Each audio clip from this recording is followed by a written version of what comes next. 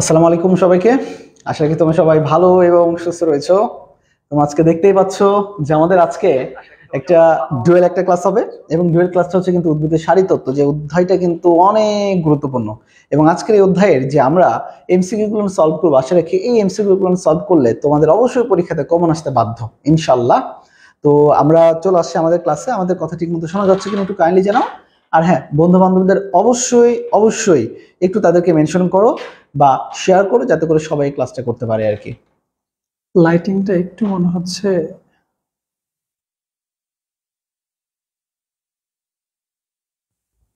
Lighting কি ঠিক আছে? দেখেন তো। আচ্ছা, সমস্যা নেই, ডার্ক একটু হলেও প্রবলেম নেই, কিন্তু আমাদের নেটের এত বাজে অবস্থা কেন?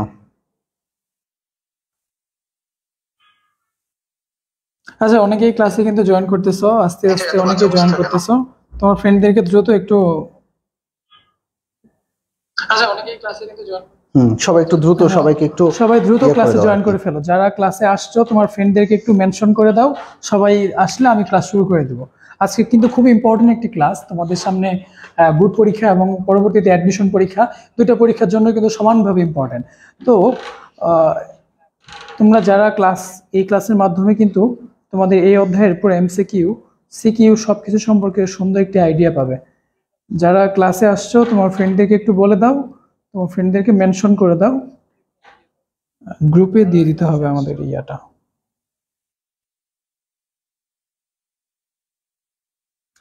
আচ্ছা, সবাই একটু কমেন্ট করো আমাদের কথা ঠিক মতো শোনা যাচ্ছে কিনা, একটু কাইন্ডলি একটু জানাও তো আমাদেরকে একটু।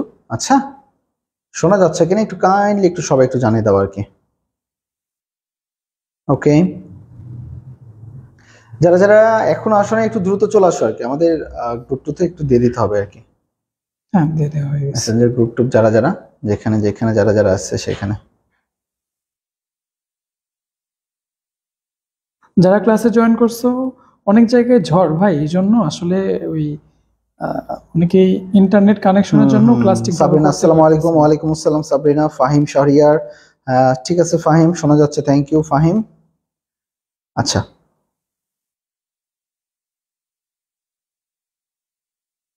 সবাই একটু আসো তাহলে। আমাদের আজকের যে অধ্যায়টা তোমরা দেখতে পাচ্ছ, এবং আজকের এই অধ্যায়টা কিন্তু আমাদের মূলত দেখো উদ্ভিদ সারিতত্ত্ব, এবং উদ্ভিদ সারিতত্ত্ব সবচেয়ে গুরুত্বপূর্ণ একটা জিনিসের মধ্যে একটা রয়েছে আমাদের প্রশোধন, পত্ররন্ধ্র, এরপরে সালোকসংশ্লেষণ, C3 বিক্রিয়া, C4 বিক্রিয়া, আর সবচেয়ে গুরুত্বপূর্ণ শ্বসন। শ্বসনে আমরা সবাই জানি মূলত দুই ধরনের, একটা হচ্ছে সবাত এবং একটা হচ্ছে অবাত শ্বসন। এই সবাত শ্বসনের ধাপ রয়েছে কিন্তু চারটা, এবং চারটার মধ্যে প্রথমটা তোমরা সবাই জানো গ্লাইকোলাইসিস, 2 নম্বর অ্যাসিটাইল কোয়ে, 3 নম্বর হচ্ছে ক্রেবস চক্র, যেটা কিন্তু মোস্ট ইম্পর্টেন্ট, এবং সবার শেষে হচ্ছে আমাদের কোনটা থাকবে, ইলেকট্রন ট্রান্সপোর্ট চেইন। এবং এই ধাপে সবাত শ্বসনে কিন্তু আমাদের সবচেয়ে বেশি এটিপি উৎপাদন হয়, সেটা হচ্ছে 36 অণু এটিপি। তোমাদের 9 10 পরে আসো যদি 38 অণু। সো যদি 36 অণু না থাকে সেক্ষেত্রে 38 অণু দিবা, আর যদি 38 অণু মানে 36 অণু থাকে তাহলে অবশ্যই 36 অণু দিবা। আর অবাত শ্বসন আমরা সবাই জানি একটা কমন ধাপ হচ্ছে গ্লাইকোলাইসিস, যেটা প্রথমে ঘটে। এবং অবাত শ্বসনে কিন্তু আমাদের এটিপি উৎপাদন হয় মাত্র দুইটা। সো বি নোটেড, সবাত শ্বসনে 36 আর কই অবাত শ্বসনে 2। তো আশা রাখি আমাদের প্রথম হাফ লেকচারটা কন্টিনিউ করবে মুবিন, এবং সেকেন্ড হাফ লেকচারে ইনশাল্লাহ আমি থাকবো। খুব দ্রুত সবাই বই নিয়ে একটু বসে পড়ো, বেশি না 1 থেকে 1.5 ঘন্টা আমরা একটু আলোচনা করব এই অধ্যায়ের সবচেয়ে গুরুত্বপূর্ণ, ইম্পর্টেন্ট এবং হট টপিক নিয়ে। আশা রাখি ক্লাসটা সবাই মনোযোগ দিয়ে করবো, বন্ধুদের মেনশন এবং শেয়ার দাও আর কি। আল্লাহ হাফেজ, দেখা হচ্ছে কিছুক্ষণ পরে তোমাদের সাথে। মুবিন ক্লাসটা কন্টিনিউ করবে আর কি। ওকে, আমি ক্লাস শুরু করব। তো অনেকেই ক্লাসে উপস্থিত হয়েছে অলরেডি, 20+। তো অনেকেই বলছো হ্যাঁ ক্লাস শুরু করে দেবো, ক্লাসের সাউন্ড ক্লিয়ার শোনা যাচ্ছে। ওকে, তাহলে আমি চলে যাচ্ছি আমাদের প্রথম কোশ্চেন, আমাদের সবচেয়ে ইম্পর্টেন্ট একটি অধ্যায়, যার প্রথম কোশ্চেনে চলে যাচ্ছি আমরা। ওকে, আমাদের প্রথম কোশ্চেনটা হচ্ছে উদ্ভিদের জন্য অত্যাবশ্যকীয় পুষ্টি উপাদানের মধ্যে মাইক্রোমৌল কোনটি? আমরা উদ্ভিদের জন্য অত্যাবশ্যকীয় উপাদান আমরা টোটাল জানবো 17টি। 17টিকে দুই ভাগে ভাগ করা হচ্ছে, কিছু হচ্ছে মাইক্রোমৌল, কিছু হচ্ছে ম্যাক্রোমৌল। মাইক্রো এবং ম্যাক্রোর মধ্যে কোনটা বেশি ইম্পর্টেন্ট বা কোনটা বেশি থাকে আমরা মনে রাখবো ম্যাক্রোমৌল যেগুলো সেগুলো বেশি থাকে।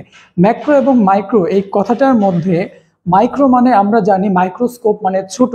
সো মাইক্রো যেগুলো সেগুলো একটু কম থাকবে, এবং ম্যাক্রো যেগুলো সেগুলো একটু বেশি থাকবে। ওকে, তো ম্যাক্রো এবং মাইক্রো আমরা মনে রাখবো। ম্যাক্রো আমাদের এই অধ্যায় ইম্পর্টেন্স আমরা একটু বেশি দেবো ম্যাক্রোর মধ্যে। আমরা যদি একটু ম্যাক্রো মনে রাখি তাহলে ওকে, আমি একটু অন্য কালার পেন ইউজ করি, ইয়েলো কালার। তাহলে ম্যাক্রো এবং মাইক্রো আমরা অলরেডি বলেছি, সরি ইয়েলো কালার ইউজ করলে হয়তো বা দেখতে পারবে না তোমরা, তাহলে আমি ওকে, তাহলে আমি বললাম ম্যাক্রো এবং মাইক্রো এই দুই ধরনের উপাদান পাবো। ম্যাক্রো এবং মাইক্রো অলরেডি বলেছি, যেগুলো ম্যাক্রো সেগুলো বেশি থাকে। ওকে, ম্যাক্রো উপাদান থাকে, আমরা মনে রাখবো 1 থেকে 9টি ম্যাক্রো উপাদান থাকে, আর মাইক্রো মৌল হচ্ছে 10 থেকে 17টি। ওকে, তাহলে ম্যাক্রো উপাদানগুলো আমরা একটা সূত্র দিয়ে মনে রাখবো। আশা করি সবাই তোমরা এই সূত্রগুলো জানো, যে MGK cafe for nice chop. MGK cafe for nice chop এর সূত্রটা আশা করি সবাই জানো তোমরা। এখানে অনেকেই কিন্তু অ্যান্সার করে দিয়েছো অলরেডি, অ্যান্সার করে দিয়েছো অনেকেই 24+। হ্যাঁ, অনেকেই আছো ক্লাসে। আচ্ছা, তাহলে আমরা কি বললাম, উদ্ভিদের জন্য অত্যাবশ্যকীয় উপাদান কয়টি? টোটাল বলেছি 17টি।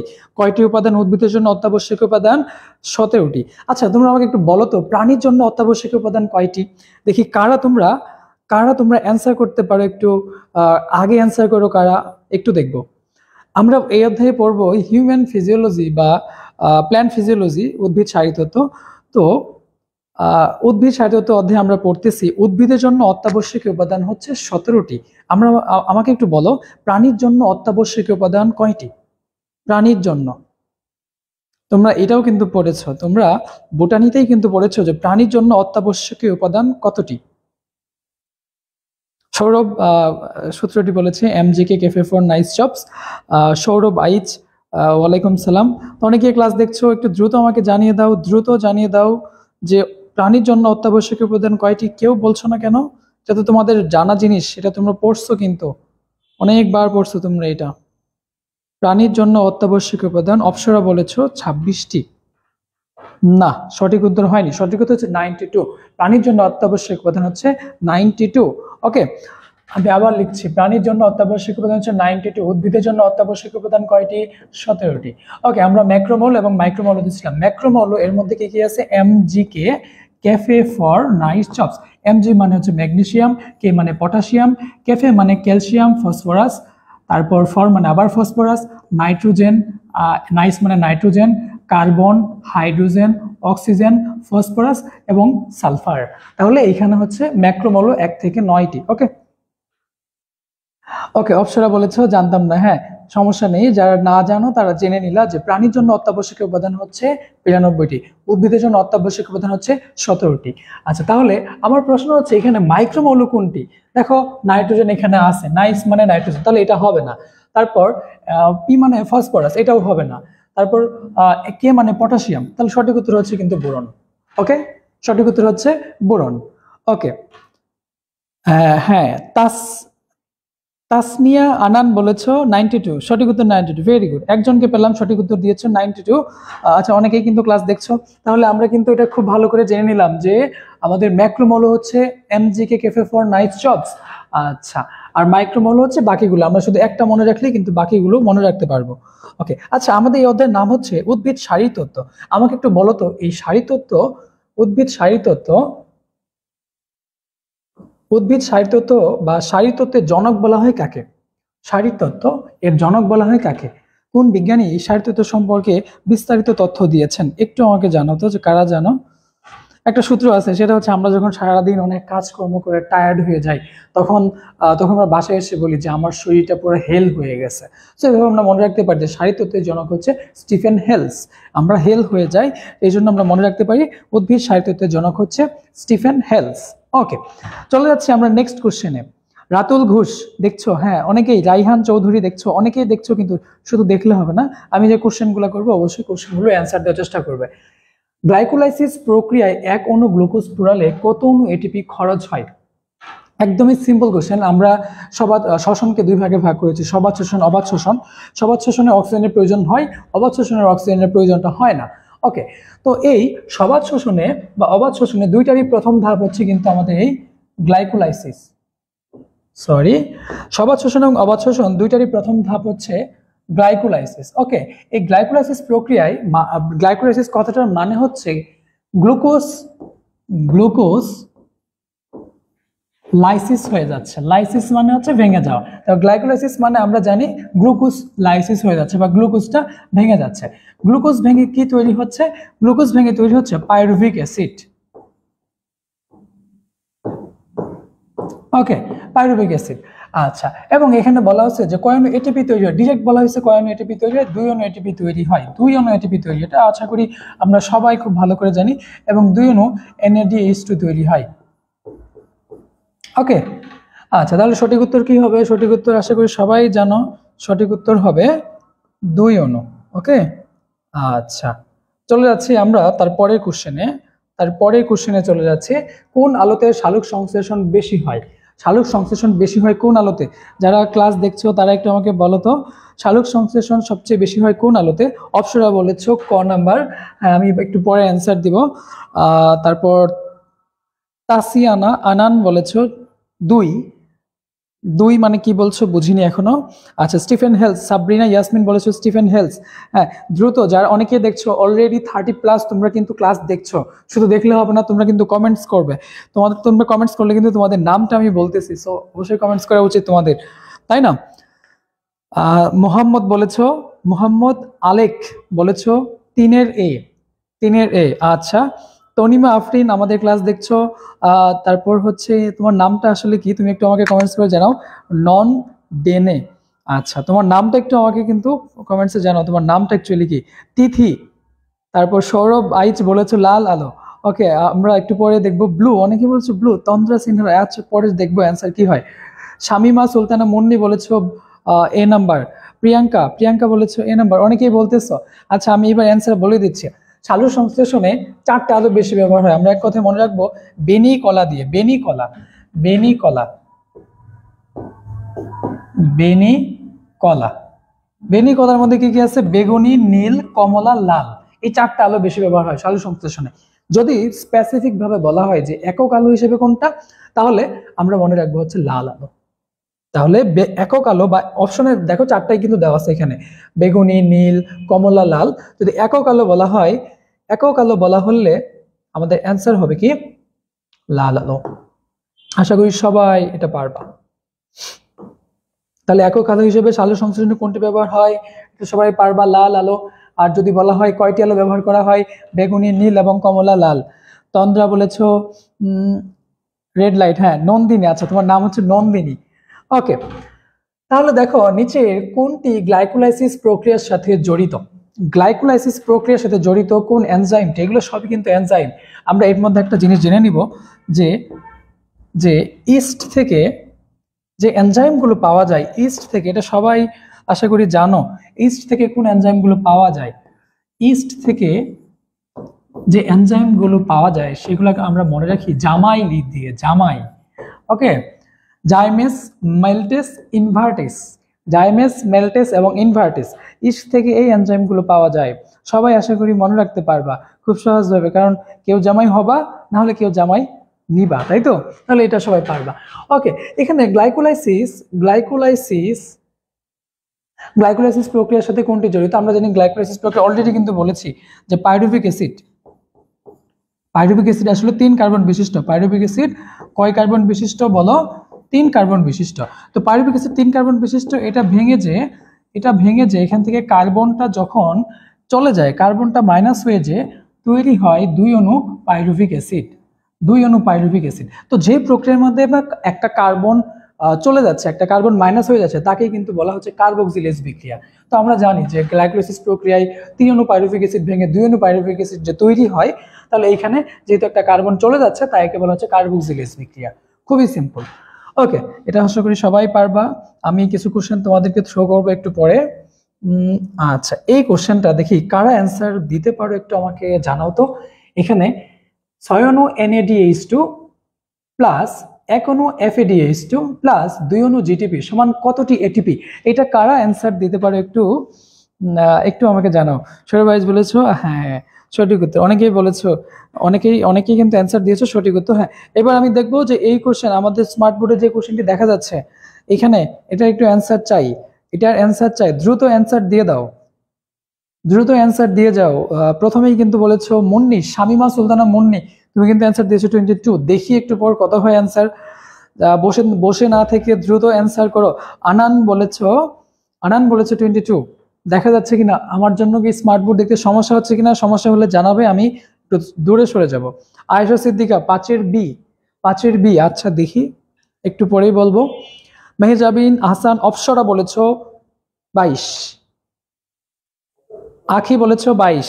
হ্যাঁ, বাকিরাও যারা বাকি এখনো অনেকেই আসো, প্রায় অ্যারাউন্ড 30 জন। মোহাম্মদ আলেক বলেছো 22। তোমরা সবাই অনেক ভালো স্টুডেন্ট, সবাই কিন্তু অ্যান্সার দিয়েছো। কেউ কি ভুল অ্যান্সার দিয়েছো কিনা? না, আমার মনে হয় না এই কোশ্চেনে কেউ ভুল অ্যান্সার দিয়েছো। তাহলে আমি একটু এবার অ্যান্সারে চলে যাব। আশা করি সবার উত্তর সঠিক হয়েছে যারা দিয়েছো। তাহলে আবার একটু বলে দিই যারা দেও নাই তাদের জন্য। আচ্ছা, তাহলে দেখো, এখনো NADH2 সমান হচ্ছে 3 অণু ATP। তাহলে 3 6 18, এখানে হচ্ছে কত? 2 অণু ATP। তাহলে 18 আর 2 20, আর এখানে হচ্ছে 2। 18 2 20 2 22, সঠিক উত্তর হচ্ছে 22। টোটাল কত অণু ATP তৈরি হচ্ছে? 22 অণু ATP তৈরি হচ্ছে। এটা সবাই পারবো, এটা আমি আর ডিসকাসে না গেলাম। ওকে, সঠিক উত্তর 22, হ্যাঁ দেওয়া আছে। এরপরে দেখো, ইলেকট্রন ট্রান্সপোর্ট সিস্টেম কোথায় সংগঠিত হয়? ইলেকট্রন ট্রান্সপোর্ট সিস্টেম কোথায় সংগঠিত হয় তোমরা একটু বলো, আমি এটা অ্যান্সার দিব না। এটা খুবই বেসিক একটা কোশ্চেন, খুবই সহজ একটা কোশ্চেন। আমাদের সবাদ শোষণ, অবাধ শোষণ আমরা পড়ছি। এখানে সবাদ শোষণের 4টা ধাপ ছিল। সবাদ শোষণের 4টা ধাপ, প্রথমে গ্লাইকোলাইসিস, পাইরুভিক অ্যাসিডের অক্সিডেশন বা জারণ, 3 নম্বরে ক্রেবস চক্র, 4 নম্বরে হচ্ছে ইলেকট্রন ট্রান্সপোর্ট সিস্টেম। তো এই 4টা ধাপের কোথায় কি হয় এটা কিন্তু খুবই কমন, অনেকবার মেডিকেলে আসছে, তোমাদের সবাইকে জানতে হবে। একটু আমাকে বলো। আয়েশা সিদ্দিকা বলেছো বি নাম্বার, অরণ্য তরফদার বি, অপসরা বি, আরমিন আখি বলেছো বি, বৃষ্টি আহমেদ বি, তারপর দিয়া বলেছো, নাফিসা আমরিন দিয়া, নন্দিনী বলেছো বি। হ্যাঁ, একটু দেখবো, একটু আরো কয়েকজন অ্যান্সার করো।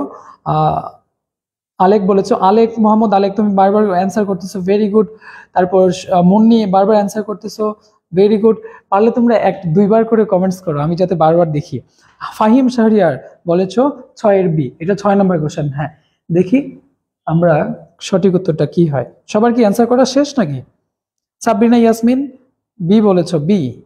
আচ্ছা, বাকিরাও একটু বলে দাও, দ্রুত বলো। আর রবিউল ইসলাম আসসালামু আলাইকুম ভাইয়া। ওয়ালাইকুম সালাম। আফরিন সুলতান আখি ক্লাসে আয়। আচ্ছা, গুড। যারা ফ্রেন্ডরা আসেনি তাদেরকে ফ্রেন্ডদেরকে মেনশন করে দাও দ্রুত। আয়েশা সিদ্দিকা তুমি মানে 2বার লিখেছো, গুড। 2বার অ্যান্সার যারা লিখেছো তাদেরকে অসংখ্য ধন্যবাদ, কারণ আমাদের কমেন্টস বাড়াইতে হবে, তাই না? শুধু ক্লাস নিলে তো হবে না, কমেন্টস লাগবে, শেয়ার লাগবে, সব লাগবে। ইলেকট্রন ট্রান্সপোর্ট সিস্টেম কোথায় সংগঠিত হয়? এটা হচ্ছে মাইটোকন্ড্রিয়াল মেমব্রেনে হয়। কোথায় হয়? মাইটোকন্ড্রিয়াল মেমব্রেনে হয়। এটা আমি আর কিছু বলছি না, আমি চলে যাবো তার পরের কোশ্চেনে। দেখো, মাইটোকন্ড্রিয়াকে বলা হয়, মাইটোকন্ড্রিয়াকে কি বলা হয়? এটা আগের ক্লাসে আমরা বলছিলাম। মাইটোকন্ড্রিয়াকে বলা হয় পাওয়ার হাউস। কি বলা হয়? পাওয়ার হাউস বলা হয়। ইকবাল কাবিত কি অবস্থা তোমার? তুমি কান্নাকাটি করতেছো কেন? জি স্যার, কমেন্টস বাড়াইতে হবে। হ্যাঁ, গুড। আয়েশা সিদ্দিকা বলেছো কমেন্টস বাড়াইতে হবে। হ্যাঁ, কমেন্টস বাড়াইতে হবে। সবাত শোষণে গ্লুকোজের রাসায়নিক হার কত? গ্লুকোজের শ্বসনিক হার কত? বা এটা শ্বসনিক হারের ইংলিশ হচ্ছে রেসপিরেটরি কোশেন্ট। ওকে, এই যে আর কিউ দিয়ে সেটাকে প্রকাশ করা হয়। আচ্ছা, এটা একটা সমীকরণের মতো আছে, সেটা হচ্ছে কতটুকু কার্বন ডাইঅক্সাইড ত্যাগ করতেছে, কতটুকু ত্যাগ করতেছে এবং অক্সিজেন কতটুকু গ্রহণ হচ্ছে। এটাই হচ্ছে তোমার রেসপিরেটরি কোশেন্ট বা শোষণিক কোশেন্ট। সেটা হচ্ছে আমাদের গ্লুকোজের ক্ষেত্রে 6 অণু কার্বন ডাইঅক্সাইড ত্যাগ করতেছে এবং 6 অণু অক্সিজেন কিন্তু গ্রহণ করতেছে। সো শোষণিক কোশেন্ট হচ্ছে 1। গ্লুকোজের শোষণিক কোশেন্ট কত হচ্ছে? 1 হচ্ছে। এখানে অপশনে আরো কিন্তু 2টা দেওয়া আছে। হ্যাঁ, অনেকেই অ্যান্সার দিয়েছো বি বলেই দিয়েছো, অনেকেই আগে। তোমরা সবাই অনেক ফাস্ট, সবাই কিন্তু ভালো। রবিউল ইসলাম বি, বৃষ্টি আহমেদ বি। হ্যাঁ, তোমরা এবার আমাকে একটু বলো তো যে ম্যালিক অ্যাসিডের ক্ষেত্রে শোষণিক কোশেন্টটা কত বা শোষণিক হার কত? ম্যালিক অ্যাসিডের ক্ষেত্রে কত? ম্যালিক অ্যাসিডের শোষণিক কোশেন্ট কত? ম্যালিক অ্যাসিডের শোষণিক কোশেন্ট কত? অপশন 4টা দেওয়া আছে, এ বি সি ডি। এই 4টার মধ্যে বলো ম্যালিক অ্যাসিডের শোষণিক কোশেন্ট কত? ম্যালিক অ্যাসিড, তোমরা সবাই হয়তো এখনো অ্যান্সার দিচ্ছে হচ্ছে হ্যাঁ। আচ্ছা, তুমি একটু লিখে দাও ম্যালিক অ্যাসিডের শোষণিক কোশেন্ট কত। এখানে এবিসিডি না দিয়ে লিখে দাও। এই যে তন্দ্রা লিখেছো 1.33, তারপর আহমেদ সিয়াম লিখেছো 1.33। অনেকেই কিন্তু ক্লাসে আছো, প্রায় 40+। Rabiul Islam D, malic acid 1.33, Apsara 1.33, হ্যাঁ নন্দিনী 1.33, ভেরি গুড, অনেকেই বলছো 1.33, ম্যালিক অ্যাসিড 1.33 এবং অলিক অ্যাসিড হচ্ছে 0.71। ওকে, চলে যাচ্ছি তারপরের কোশ্চেনে। আমাদের এর পরের কোশ্চেনটি হচ্ছে অক্সিডেটিভ ফসফোরাইলেশনে কি উৎপন্ন হয়। অক্সিডেটিভ ফসফোরাইলেশনে কি উৎপন্ন হয়, অক্সিডেটিভ ফসফোরাইলেশনের যে সংজ্ঞাটা আছে, যে ডেফিনেশন আছে, সেখানেই বলে দেওয়া আছে। আচ্ছা একটু দেখি তোমরা তোমাদের অ্যান্সার কি বলে। তোমাদের অ্যান্সারটাই আগে শোনা উচিত, কারণ তোমরা এখন এগুলো সব ভালো করে কিন্তু পড়াশোনা হয়ে গেছে তোমাদের। এখন কিন্তু তোমাদের তোমাদের কিন্তু আর পড়ানোর বাকি নেই, এখন শুধু তোমাদের পরীক্ষা নেওয়া আর তোমরা কি পড়ছো সারা বছর এগুলাই দেখার বাকি। তো একটু দেখি তোমরা এই 8 নম্বর কোশ্চেনের অ্যান্সারটা তোমরা কি দাও একটু দেখি। হ্যাঁ, ম্যালিক অ্যাসিড মেলা, সৌরভ ভাই বলেছে ম্যালিক অ্যাসিড মেলা। আমাদের এই বইয়ে 3টা শোষণিক কোশ্চেন দেওয়া আছে, 3টা আমরা মনে রাখতে পারি, অলরেডি বলছি। ম্যালিক অ্যাসিড মেলা মানে 1.33, অলিক অ্যাসিড 71-এর মতো 0.71, আর গ্লুকোজ আমরা বলেছি 1। এখানে বলেছে অনেকেই, হ্যাঁ আহমেদ সিয়াম ডি, আলেক ডি, সৌরভ ইসলাম, রবিউল ইসলাম, তাসনিয়া, অপসরা, আয়েশা সিদ্দিকা, মুন্নি, সাহাব, ফাহিম, নন্দিনী ভাই সারা বছর পড়িনি সেজন্য অনশট করতে আসছি। সারা বছর না পড়ে অনশট, যদি তুমি মানে অনশট বলতে আসলে কি বোঝায়, ওয়ান শট বলতে বোঝায় তুমি একটাই শট করবা, সারা বছর যদি না পড়ো ওই শটটা মিস হবে, মানে আসলে তুমি স্বীকার করতে পারবে না কিছু, তুমি যাকে মারতে যাবা সে আসলে মরবে না। ওকে, এই জন্য সারা বছর পরে তোমাদেরকে স্বীকার করতে হবে, তাহলে দেখবা যে তোমার যেটা টার্গেট কিন্তু আর মিস হবে না। আনাস খান বলেছো ডি, সুমাইয়া আক্তার বলেছো ডি, শাবাব রেজা তুমি দেখছো, দেখলে হবে না, ক্লাসে কমেন্টস করতে হবে। আমি কিন্তু বলবো কারা কারা কমেন্টস করো না, যারা কমেন্টস করবো না আমি বুঝবো তারা কিন্তু পড়ালেখা করো না। অক্সিডেটিভ ফসফোরাইলেশনে কি উৎপন্ন হয়, অক্সিডেটিভ ফসফোরাইলেশনে উৎপন্ন হয় হচ্ছে এডিপি, অ্যাডিনোসিন ডাইফসফেট, এবং ইনঅর্গানিক ফসফেট। অ্যাডিনোসিন ডাইফসফেট এবং ইনঅর্গানিক ফসফেট এরা মিলে তৈরি করে এটিপি। দেখো এখানে দুইটা ফসফেট, এখানে একটা ফসফেট, 3টা মিলে তৈরি হচ্ছে এটিপি। ওকে, চলে যাচ্ছি তারপরের কোশ্চেনে। এটা হচ্ছে গ্লাইকোলাইসিস প্রক্রিয়ায় নিট পাওয়া যায় কতটি, নিট এটিপি পাওয়া যায় কতটি। এটা অলরেডি বলেছে, গ্লাইকোলাইসিস প্রক্রিয়ায় নিট এটিপি পাওয়া যায় কয়টি, 2টি। এটা অলরেডি বারবার বলা হয়ে গেছে। আচ্ছা চলে যাচ্ছে তারপরে কোশ্চেন, নিচের কোনটিতে অবাধ শোষণ ঘটে।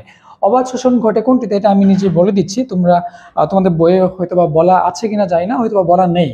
তো আমরা মানে অক্সিজেনের উপস্থিতি অনুপস্থিতির উপর ভিত্তি করে 2 ভাগে ভাগ করতেছি। যাদের অক্সিজেন একদমই লাগে না তারা হচ্ছে অবাধ শোষণ, যাদের লাগে তারা হচ্ছে সবাধ শোষণ। ওকে, এখন কিছু ব্যাকটেরিয়া আছে যারা অক্সিজেনের উপস্থিতি ছাড়া বাঁচতেই পারে না, ঠিক আছে, তাদেরকে বলে অ্যারোবিক ব্যাকটেরিয়া। যারা বাঁচতে পারে তাদেরকে অ্যানারোবিক বলে। আবার কিছু আছে যারা হচ্ছে ফ্যাকাল্টেটিভ অ্যানারোব, মানে এরা অক্সিজেনের উপস্থিতি থাকলেও বাঁচতে পারে, না থাকলেও বাঁচতে পারে, এদেরকে বলে ফ্যাকাল্টেটিভ অ্যানারোব, মানে সুবিধাবাদী। এখানে এই ইকোলাইকে বলা হচ্ছে ফ্যাকাল্টেটিভ অ্যানারোব, মানে এই অক্সিজেনের উপস্থিতি এবং অনুপস্থিতি 2টার উপরেই হচ্ছে বাঁচতে পারে, এটা হচ্ছে ফ্যাকাল্টেটিভ অ্যানারোব, সেটা হচ্ছে ইকোলাই। ওকে, তো একটা কোশ্চেন আমি তোমাদের করি, সেটা হচ্ছে সুমু পড়তে বসছে, সে বলেছ হাজারো নারীর ক্রাশ মুবিন ভাই। এইটা তুমি যে বললাম, আমি কিন্তু বিবাহিত, বুঝছো, আমার বউ যদি এনিহাও তোমার মেসেজ দেখে, তোমাকে কিন্তু খবর আছে। আচ্ছা এইসব বলবো না, ওকে, আমি এখন সিঙ্গেল নেই। ওকে, তাহলে যাই হোক, নিচে কোনটিতে অবাধ শোষণ ঘটে, সেটা হচ্ছে ইকোলাইয়ের ক্ষেত্রে। ইকোলাইয়ের ক্ষেত্রে অবাধ শোষণ ঘটার মাধ্যমে কিন্তু যা মানে ফার্মেন্টেশন, এই প্রক্রিয়াটা কিন্তু হয়। ওকে, তাহলে চলে যাচ্ছি তারপরের কোশ্চেনে চলে যাচ্ছি, সেটা হচ্ছে আচ্ছা এই কোশ্চেনটা একটু দেখো। গ্লুকোজ 6 ফসফেট থেকে ফ্রুক্টোজ 6 ফসফেট এই বিক্রিয়াকে কি বলে, এই বিক্রিয়াকে প্রভাবিত করে নিচের কোন এনজাইম। দেখো এই এনজাইমগুলোর মধ্যে কোনটা একে প্রভাবিত করে। দেখো গ্লুকোজ ফ্রুক্টোজ এরা সবাই আইসোমার না, এদের স্ট্রাকচারটা একই না, এদেরকে আইসোমার বলতে পারি কিন্তু। ওকে, আইসোমার যদি হয় তাহলে কোন এনজাইমটা আইসোমারেস। একদমই মানে খুবই সহজ একটি কোশ্চেনের, মানে কঠিন একটি কোশ্চেনের সহজ একটি অ্যান্সার, দেখছো, আইসোমারেস। ওকে, এরপরে কোশ্চেন আমি তোমাদের দিয়ে সলভ করাবো, এই জন্য এটা আমি বলে দিলাম, সেটা হচ্ছে এটা বলো শ্বসনের গ্লাইকোলাইসিস ধাপে এক অণু গ্লুকোজ ভেঙে কয় অণু পাইরুভিক অ্যাসিড তৈরি হয়? একদমই সিম্পল কোশ্চেন, এটা আমার ছোট ভাই ক্লাস 9-এ পড়ে, সেও কিন্তু বলতে পারবে। কয় অণু পাইরুভিক অ্যাসিড তৈরি হয়? কয় অণু পাইরুভিক অ্যাসিড তৈরি হয় একটু বলো আমাকে।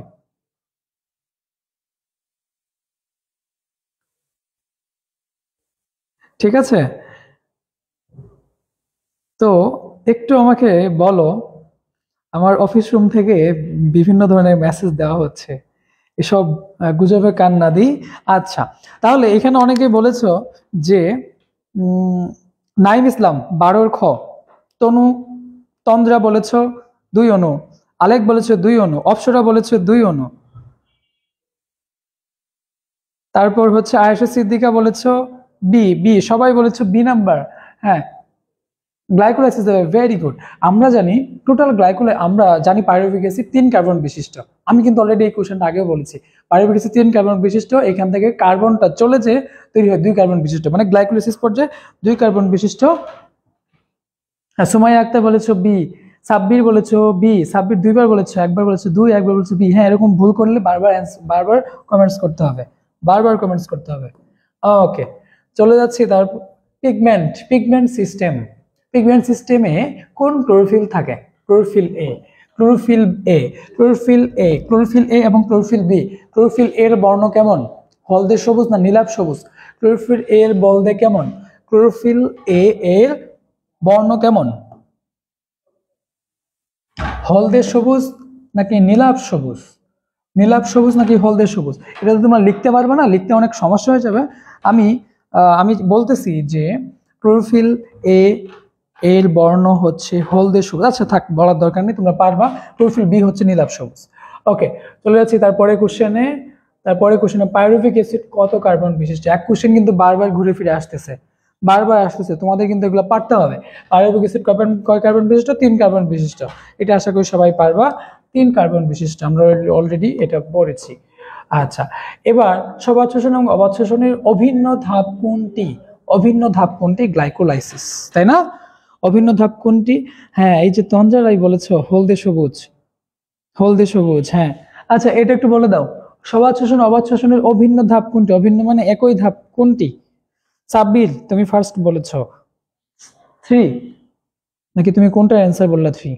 আচ্ছা জানি না, যাই হোক। তাহলে আয়েশা সিদ্দিকা বলেছো এ, শামিমা সুলতানা এ, রবিউল ইসলাম বলেছো এ। সবাত শোষণ অবাত শোষণের প্রথম ধাপ কোনটি? অভিন্ন ধাপ কোনটি? গ্লাইকোলাইসিস। সাব্বির বলেছো গ্লাইকোলাইসিস, আলেক বলেছো গ্লাইকোলাইসিস, ফাহিম শাহরিয়ার গ্লাইকোলাইসিস, আনাস আনাস বলেছো এ, নন্দিনী বলেছো এ, তার মানে হচ্ছে বৃষ্টি আহমেদ বলেছো এ। ভাইয়া আপনি আগে থেকে আনসার বলবেন না, আমরা আগে বলবো দেন আপনি বলবেন। ওকে, তঞ্জা রায় বলেছো ফার্স্ট আমি বলছি, উপরে দেখেন। আচ্ছা, এরকম ভুল করবো যাতে তোমরা হচ্ছে এরকম মেসেজ দিয়ে কারেকশন করতে চাও। ওকে, আচ্ছা তাহলে আমি আগে বলবো না, তোমরা পরীক্ষা দেবা, যেটা ভুল হবে সেটা আমি বলে দিব। যারা কিন্তু বেশি কমেন্টস করবা তাদের, আমরা কিন্তু আমাদের এরকম একটা সফটওয়্যার কিন্তু আছে, যারা বেশি কমেন্টস করবে এবং সঠিক উত্তর দেবা তাদের কিন্তু আমরা নাম মেনশন করে কোচিং এ একদিন ডেকে পুরস্কার দেব। ঠিক আছে, এই জন্য হচ্ছে দ্রুত বেশি বেশি লিখবা। ওকে, তোমার নামটা আমি পড়তে পারতেছি না, ফার্স্টে আমি বলছি উপরে দেখেন, সোহা বিনতে সাহাব। ওকে ঠিক আছে, সাহাব না শিহাব একটু আমাকে জানাও তোমার নামটা অ্যাকচুয়ালি কি, সাহাব না শিহাব? আচ্ছা, পত্ররন্ধ্র পত্ররন্ধ্র খোলা এবং বন্ধের কারণ কি? পত্ররন্ধ্র খোলা এবং বন্ধ হওয়ার কারণ কি? আমরা পত্ররন্ধ্র সম্পর্কে একটা তথ্য একটু জেনে নিই। পত্ররন্ধ্র দিনের বেলায় খোলা থাকে, রাতের বেলায় বন্ধ থাকে, আমাদের মতোই। আমরা দিনের বেলায় মনে করি অনেক কাজকর্ম করি, তো রাতের বেলায় মনে করো টায়ার্ড হয়ে আমরা ঘুমাতে যাই। ঠিক আছে, আচ্ছা তো পত্ররন্ধ্র দিনের বেলায় খোলা থাকে, রাতের বেলায় বন্ধ থাকে। ব্যতিক্রম কার ক্ষেত্রে? একটু ব্যতিক্রমটা বলো তো, একটু আমাকে কমেন্টসে জানাও। পত্ররন্ধ্র দিনের বেলায় খোলা থাকে, রাতের বেলায় বন্ধ থাকে। আচ্ছা তুমি বলেছো সোহা, না সোহা। পত্ররন্ধ্রের ব্যতিক্রম কে? পত্ররন্ধ্র দিনের বেলায় খোলা থাকে, রাতের বেলায় বন্ধ থাকে, এখন ব্যতিক্রমটা কি একটু বলো। পাথরকুচি, ব্যতিক্রম হচ্ছে পাথরকুচি। তোমাদের লিখতে একটু প্রবলেম হবে দেখে আমি বলে দিলাম পাথরকুচি। আচ্ছা, তো এটার পত্ররন্ধ্র খোলা এবং বন্ধের কারণ কি? রক্ষী কোষের টার্গার প্রেসার। রক্ষী কোষের যখন একটা প্রেসারের কারণে খুলে যায় বা বন্ধ হয়ে যায়, এটাই মূলত হচ্ছে পত্ররন্ধ্র খোলা এবং বন্ধ হওয়ার মেইন কারণ। ওকে, পারবো এটা সবাই। ওকে ওকে, আমি চলে যাচ্ছি তারপরের কোশ্চেনে। আচ্ছা, পরের কোশ্চেনটা হচ্ছে দেখো, আমরা ক্রেবস চক্র অক্সালো অ্যাসিটিক অ্যাসিড থেকে সাইট্রিক অ্যাসিড তৈরি হওয়ার জন্য কোন এনজাইম ব্যবহার করা হয়? খুবই সহজভাবে আমরা মনে রাখবো, যেই জিনিসটা তৈরি হয় সেটার সাথে এনজাইমটা রিলেটেড থাকে অনেকভাবে। সেটা হচ্ছে তাহলে সাইট্রিক অ্যাসিড তৈরি হচ্ছে, সাইট্রিক অ্যাসিড তৈরি হচ্ছে কোন এনজাইমের সাহায্যে? এখানে হচ্ছে সাইট্রেট সিনথেস এনজাইমের সাহায্যে, সাইট্রেট সিনথেস এনজাইমের সাহায্যে, সাইট্রেট সিনথেস এনজাইমের সাহায্যে কিন্তু আমাদের এই সাইট্রিক অ্যাসিডটা তৈরি হয়। আচ্ছা, চলে আসছে তারপরে কোশ্চেনে, নিচের কোন উপাদানটি উদ্ভিদ মাটি থেকে শোষণ করে? উদ্ভিদ মাটি থেকে শোষণ করে কোন উপাদান? একটু অ্যান্সার জানাও তো। মাটি থেকে শোষণ করে 18 নম্বর কোশ্চেন, 18 নম্বর কোশ্চেনে চলে আসি। আচ্ছা, অনেকেই বলেছো পাথরকুচি, রবিউল ইসলাম পাথরকুচি বলেছো, রাবিয়া ইয়াসমিন তুমি দেখছো, তারপর হচ্ছে স্নিগ্ধা সাহা সরি, আনাস, রবিউল ইসলাম, ফাহিম শাহরিয়ার, অরণ্য তরফদার, নন্দিনী, নাইম ইসলাম, মাসুম, আলমগীর হোসেন মাসুম, মেহজাবিন হাসান অপসরা, মুন্নি, স্নিগ্ধা, আয়েশা সিদ্দিকা, রবিউল ইসলাম। আচ্ছা, অনেকে অ্যান্সার করতেছো, এটা হচ্ছে কি নাইট্রোজেন লিখতেছো, অনেকে ডি বলতেছো। হ্যাঁ, আচ্ছা, মাটি থেকে শোষণ করে কোনটা? আচ্ছা, এবার আমি অ্যান্সারটা বলে দিই। ওকে, অনেকেই বলছো। আচ্ছা, আমরা মনে রাখবো উদ্ভিদ যে আয়নগুলো শোষণ করে থাকে সেগুলো দুইটা জায়গা থেকে শোষণ করে মেইনলি, একটা হচ্ছে মাটি থেকে, একটা হচ্ছে বায়ু থেকে। মাটি থেকে এবং হচ্ছে বায়ু থেকে। তো ম্যাক্সিমামই স্বাভাবিকভাবে মাটি থেকে শোষণ করবে, বায়ু থেকে শোষণ হয় মাত্র 3টা। আমরা মনে রাখবো সিএইচও, দেখো কার্বন, হাইড্রোজেন এবং অক্সিজেন, এই 3টা হচ্ছে বায়ু থেকে শোষণ করে, এই 3টা আয়ন বায়ু থেকে শোষণ করে। ওকে, তাহলে কার্বন, হাইড্রোজেন এবং অক্সিজেন এগুলো কোথা থেকে শোষণ করে বলো? এই বায়ু থেকে শোষণ করে। আর মাটি থেকে বাকি যা আছে সবগুলাই মাটি থেকে শোষণ করে, বুঝছো? আচ্ছা আচ্ছা, পারবো, এখানে সবাই পারবো এটা। চলে যাচ্ছি তারপরে কোশ্চেনে। সঠিক উত্তর হচ্ছে নাইট্রোজেন। হ্যাঁ, নিচের কোন উপাদানটি উদ্ভিদ মাটি থেকে অধিক মাত্রায় গ্রহণ করে? মাটি থেকে অধিক মাত্রায় গ্রহণ করে কোনটি? একটু আমাকে জানাও, নিচের কোন উপাদানটি উদ্ভিদ মাটি থেকে অধিক পরিমাণে গ্রহণ করে? অন্তরা বিশ্বাস ডি বলেছো, তারপর সোহা বলেছো এ নাম্বার, তারপর হচ্ছে নাইম ইসলাম বলেছো বি নাম্বার। উদ্ভিদ মাটি থেকে অধিক মাত্রায় গ্রহণ করে কোনটি?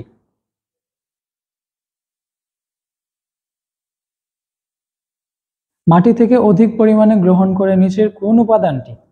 অনেকে এ ডি, এটাতে তোমাদের কনফিউশন হবে, আমি বুঝতে পেরেছি, এটাতে কনফিউশন হওয়াটা স্বাভাবিক। তো আমরা একটু মনে রাখবো যে মাটিতে সবচেয়ে বেশি থাকে হচ্ছে উদ্ভিদের জন্য ম্যাগনেসিয়াম। সো উদ্ভিদের মাটি থেকে অধিক পরিমাণে শোষণ করে হচ্ছে ম্যাগনেসিয়াম।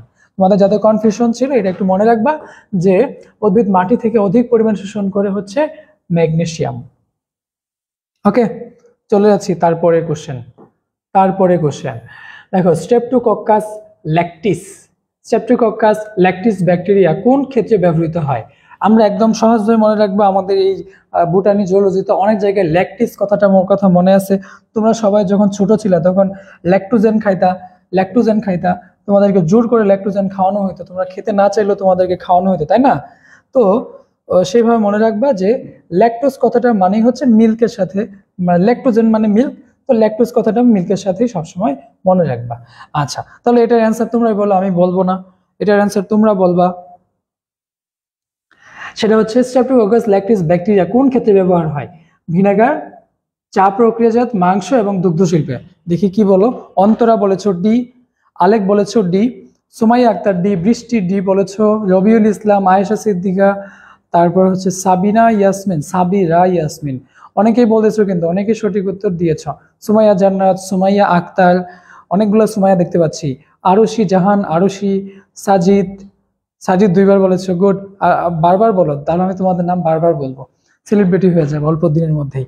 ওকে, তাহলে দেখো অলরেডি বলেছি যে ল্যাকটিস বা ল্যাকটোজেন এই কথাটা যেখানেই থাকবে সেটাই হচ্ছে দুগ্ধ শিল্পে বা মিল্ক যে প্রোডাকশনগুলো আছে সেগুলোতে ব্যবহার করা হয়। ওকে, তাহলে দুগ্ধ শিল্পে।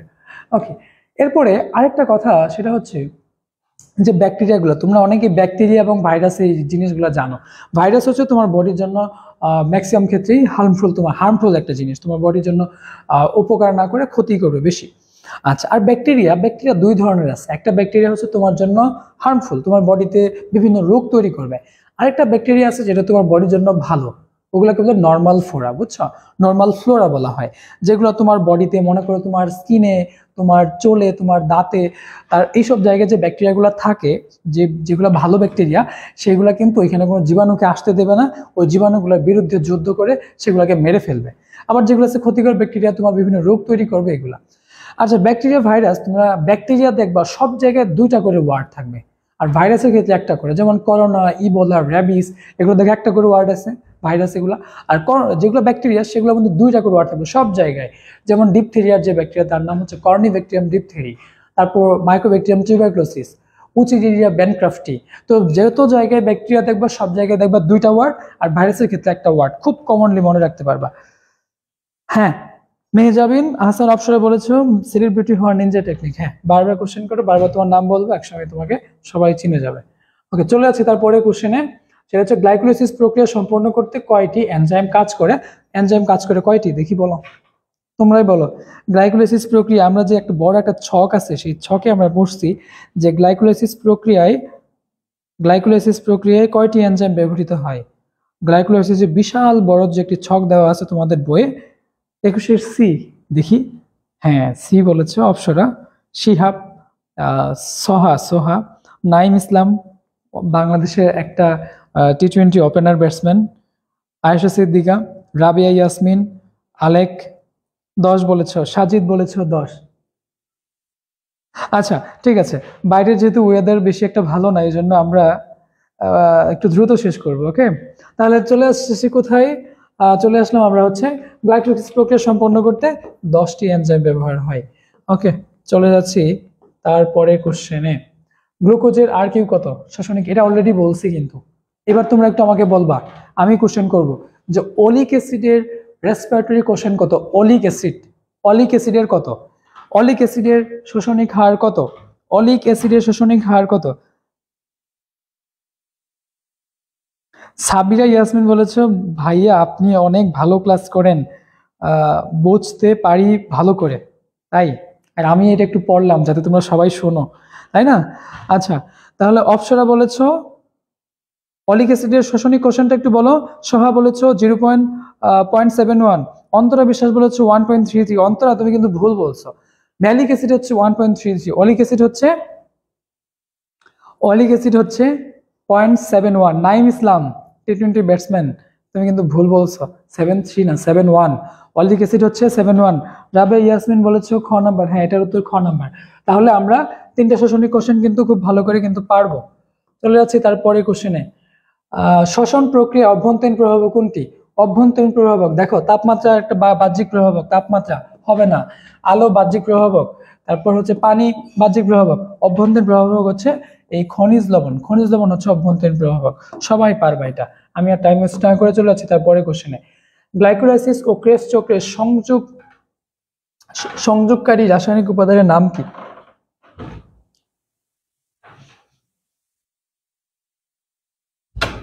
একটু পানি দিন তো, গলা বসে যাচ্ছে। একটা চা দিন। কথা বলতে বলতে বুঝছো আমার গলা একদম বসে গেছে, তাই বলে তোমরা কমেন্টস করা বাদ দিও না।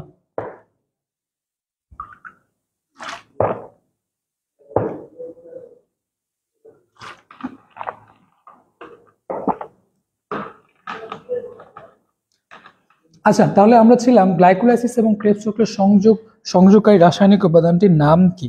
দেখি কারা কারা কমেন্টস করেছো, আমি একটু তাদের নামগুলো একটু পড়তে চাই। সাজিদ বলেছো সি, আরশি সি, সাবিরা ইয়াসমিন, রবিউল ইসলাম। তুমি বারবার আরপি কেন লিখতেছ? কেউ আছে নাকি আরপি নামে? আরপি না, এটা হচ্ছে মনে অর্পি। আরপি নামে তো কোনো মানুষ হয় না, তাই না? ভালো করে পড়াশোনা করতে হবে, তাহলে কিন্তু এগুলা নাম লিখলে সেগুলা সাকসেসফুল হবে। ওকে, এগুলো আমরা ছোটবেলায় লিখছি। ওকে, তাহলে অন্তরা বিশ্বাস বলেছো D, অক্সালো acetic acid, acetyl CoA, citric acid এবং পাইরুভিক অ্যাসিড। তোমরা কি কি অ্যান্সার করেছো? অনেকেই বলতেছো, অনেকেই আমার নাম অর্পি। আচ্ছা, রবিউল ইসলাম নাম হচ্ছে অর্পি। আচ্ছা, ঠিক আছে, তাহলে আমরা ছিলাম কোথায়? 24 নম্বর শেষ। 25 নম্বর, ভুট্টা উদ্ভিদে কার্বন ডাইঅক্সাইড গ্রাহক যৌগ কয় ধরনের? ভুট্টা উদ্ভিদে কার্বন ডাইঅক্সাইড গ্রাহক যৌগ কয় ধরনের? এটা হচ্ছে হ্যাঁ, এটা হচ্ছে 2 ধরনের। গ্রাহক যৌগ হচ্ছে 2 ধরনের, 2 ধরনের। ওকে, চলে যাচ্ছে C4 উদ্ভিদ কোনটি? C4 উদ্ভিদ কোনটি তোমরা আমাকে বলো। C4 উদ্ভিদ, এখানে একটু বৈজ্ঞানিক নামগুলো বলি। স্যাক্রাম অসিফিনারাম হচ্ছে আখ, ম্যাঙ্গিফেরা ইন্ডিকা আম, অরেঞ্জা সেটিভা হচ্ছে ধান, টিট্রিকা ম্যাসিভিটাম হচ্ছে গম। আরেকটা একটু বলি, জিয়া মায়াস। ওকে, এটা হচ্ছে ভুট্টো। হ্যাঁ, তোমরা কিভাবে মনে রাখবা জানো যে পাকিস্তান পিরিয়ডে জুলফিকার আলী ভুট্টো ছিল না, এবং আমাদের বাংলাদেশে একজন ছিলেন না, খালেদা জিয়া। তাহলে এই নামটা কিন্তু মনে রাখা যায়। দেখো, দুইজনই কিন্তু পলিটিশিয়ান, একজন হচ্ছে জুলফিকার আলী ভুট্টো আর একজন হচ্ছে জিয়া মায়াস, মানে জিয়া, খালেদা জিয়া, জুলফিকার আলী ভুট্টো। ওকে, তাহলে দেখো এখানে C4 উদ্ভিদ কোনটি? আমরা C3 গুলো একটু মনে রাখবো, তাহলে C4 গুলো পারবো। C3 হচ্ছে যেগুলো আমরা ন্যাচারালি দেখি, যেমন হচ্ছে আম, জাম, ধান, কাঁঠাল, এগুলো হচ্ছে সব C3 উদ্ভিদ। এর বাকি যেগুলো আছে সেগুলো হচ্ছে C4 উদ্ভিদ। ওকে ওকে, তাহলে এখানে দেখো এই যে আমার যে 4টা অপশন আছে এর মধ্যে দেখো আখ, আম, ধান, গম, তাহলে সঠিক উত্তর কোনটা হবে? সঠিক উত্তর কোনটা হবে? আয়েশা সিদ্দিকা বলেছো এ নাম্বার। হ্যাঁ, সঠিক উত্তর হচ্ছে এ নাম্বার। দেখো এখানে আম, জাম, ধান, কাঁঠাল, গম বাদে কি আছে? আখ বা ইক্ষু, এটা আছে। ওকে, সঠিক উত্তর হচ্ছে আমাদের এই ইক্ষু। চলে যাচ্ছি তারপরে কোশ্চেনে। পরের কোশ্চেনে চলে যাচ্ছি, কোনটি বায়োলজিক্যাল কয়েন? এটা আমার মনে হয় না বলতে হবে। বায়োলজিক্যাল কয়েন কোনটি? বায়োলজিক্যাল কয়েন কোনটি? এটিপি বায়োলজিক্যাল কয়েন, তাই না? সবাই পারবে এই কোশ্চেনটা। হ্যাঁ, তারপরে একটু অ্যান্সার করো তোমরা যারা আছো। হাবিবুল্লাহ, বেলাল, আরুষি, সাজিদ, আয়েশা সিদ্দিকা, স্নিগ্ধা, সবাই সি নাম্বার বলতেছো। আচ্ছা, সি নাম্বার হচ্ছে এটিপি। আচ্ছা, অনিন্দিতা বলেছো ATP, Naim ATP, Rabiya Yasmin ATP. সঠিক উত্তর এটিপি। হ্যাঁ, এটাতে আমি টাইম ওয়েস্ট করবো না, চলে যাচ্ছি তারপরে কোশ্চেনে। আচ্ছা, এটা দেখো, একই দ্রাবক বিশিষ্ট দুটি ভিন্ন ঘনত্বের দ্রাবণকে বৈষম্য ভেদ্য পর্দা, এই যে বৈষম্য ভেদ্য পর্দা রাখলে, পৃথক রাখলে কোন প্রক্রিয়াটি ঘটে? এটা সবাই জানো, অভিস্রবণ প্রক্রিয়া। অভিস্রবণ প্রক্রিয়ায় তোমরা জানো যে একটা বৈষম্য ভেদ্য পর্দা থাকে, সেখানে একটা ঘনত্ব থেকে আরেকটা ঘনত্বের দিকে। হ্যাঁ, অনেকেই অ্যান্সার করেছো। সঠিক উত্তর, হ্যাঁ, সঠিক উত্তর হচ্ছে অভিস্রবণ। সবাই ছোট ক্লাস থেকে এগুলো পড়ে আসতেছ। চলে যাচ্ছি তারপরে কোশ্চেনে। পরে কোশ্চেন হচ্ছে C3 উদ্ভিদের কার্বন বিজারণ প্রক্রিয়ার প্রথম স্থায়ী উপাদানের নাম কি? প্রথম স্থায়ী উপাদানের নাম হচ্ছে C3 উদ্ভিদ 3 কার্বন বিশিষ্ট একটা অণু, সেটা হচ্ছে 3 অণু ফসফোগ্লিসারিক অ্যাসিড। 3 অণু ফসফোগ্লিসারিক অ্যাসিড। সঠিক উত্তর হচ্ছে 30 এ নাম্বার। 29 ডি। হ্যাঁ, 30 নাম্বারের অ্যান্সার বলে দাও। 30 এর অ্যান্সার অনেকেই সবাই দেখে ফেলছো। আচ্ছা, এবার একটু দাও সবাই। 30 নাম্বারের অ্যান্সারটা করে দাও। 30 নাম্বারের অ্যান্সার করে দাও। আয়েশা সিদ্দিকা বলেছো এ। তারপর নয়ন, তুমি মনে হয় প্রথম আসলা। নাইম সারা ক্লাস ধরেছিলা, থ্যাংক ইউ। তারপর অর্পি বলেছো 30 A, very good Arpi, very good. 30 A Ayesha Siddika A number, Snigdha Saha A number, Nandini বলেছো এ নাম্বার।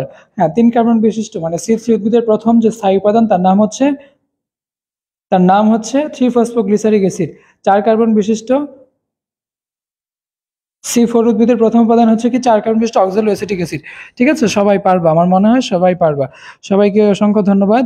তোমরা আজকে যে এত ধৈর্য নিয়ে পুরো মানে এই এমসিকিউ গুলো সলভ করলো, এই জন্য তোমাদেরকে অসংখ্য ধন্যবাদ। তোমরা নিয়মিতভাবে আমাদের ক্লাসগুলোর সাথে থাকবা এইভাবে।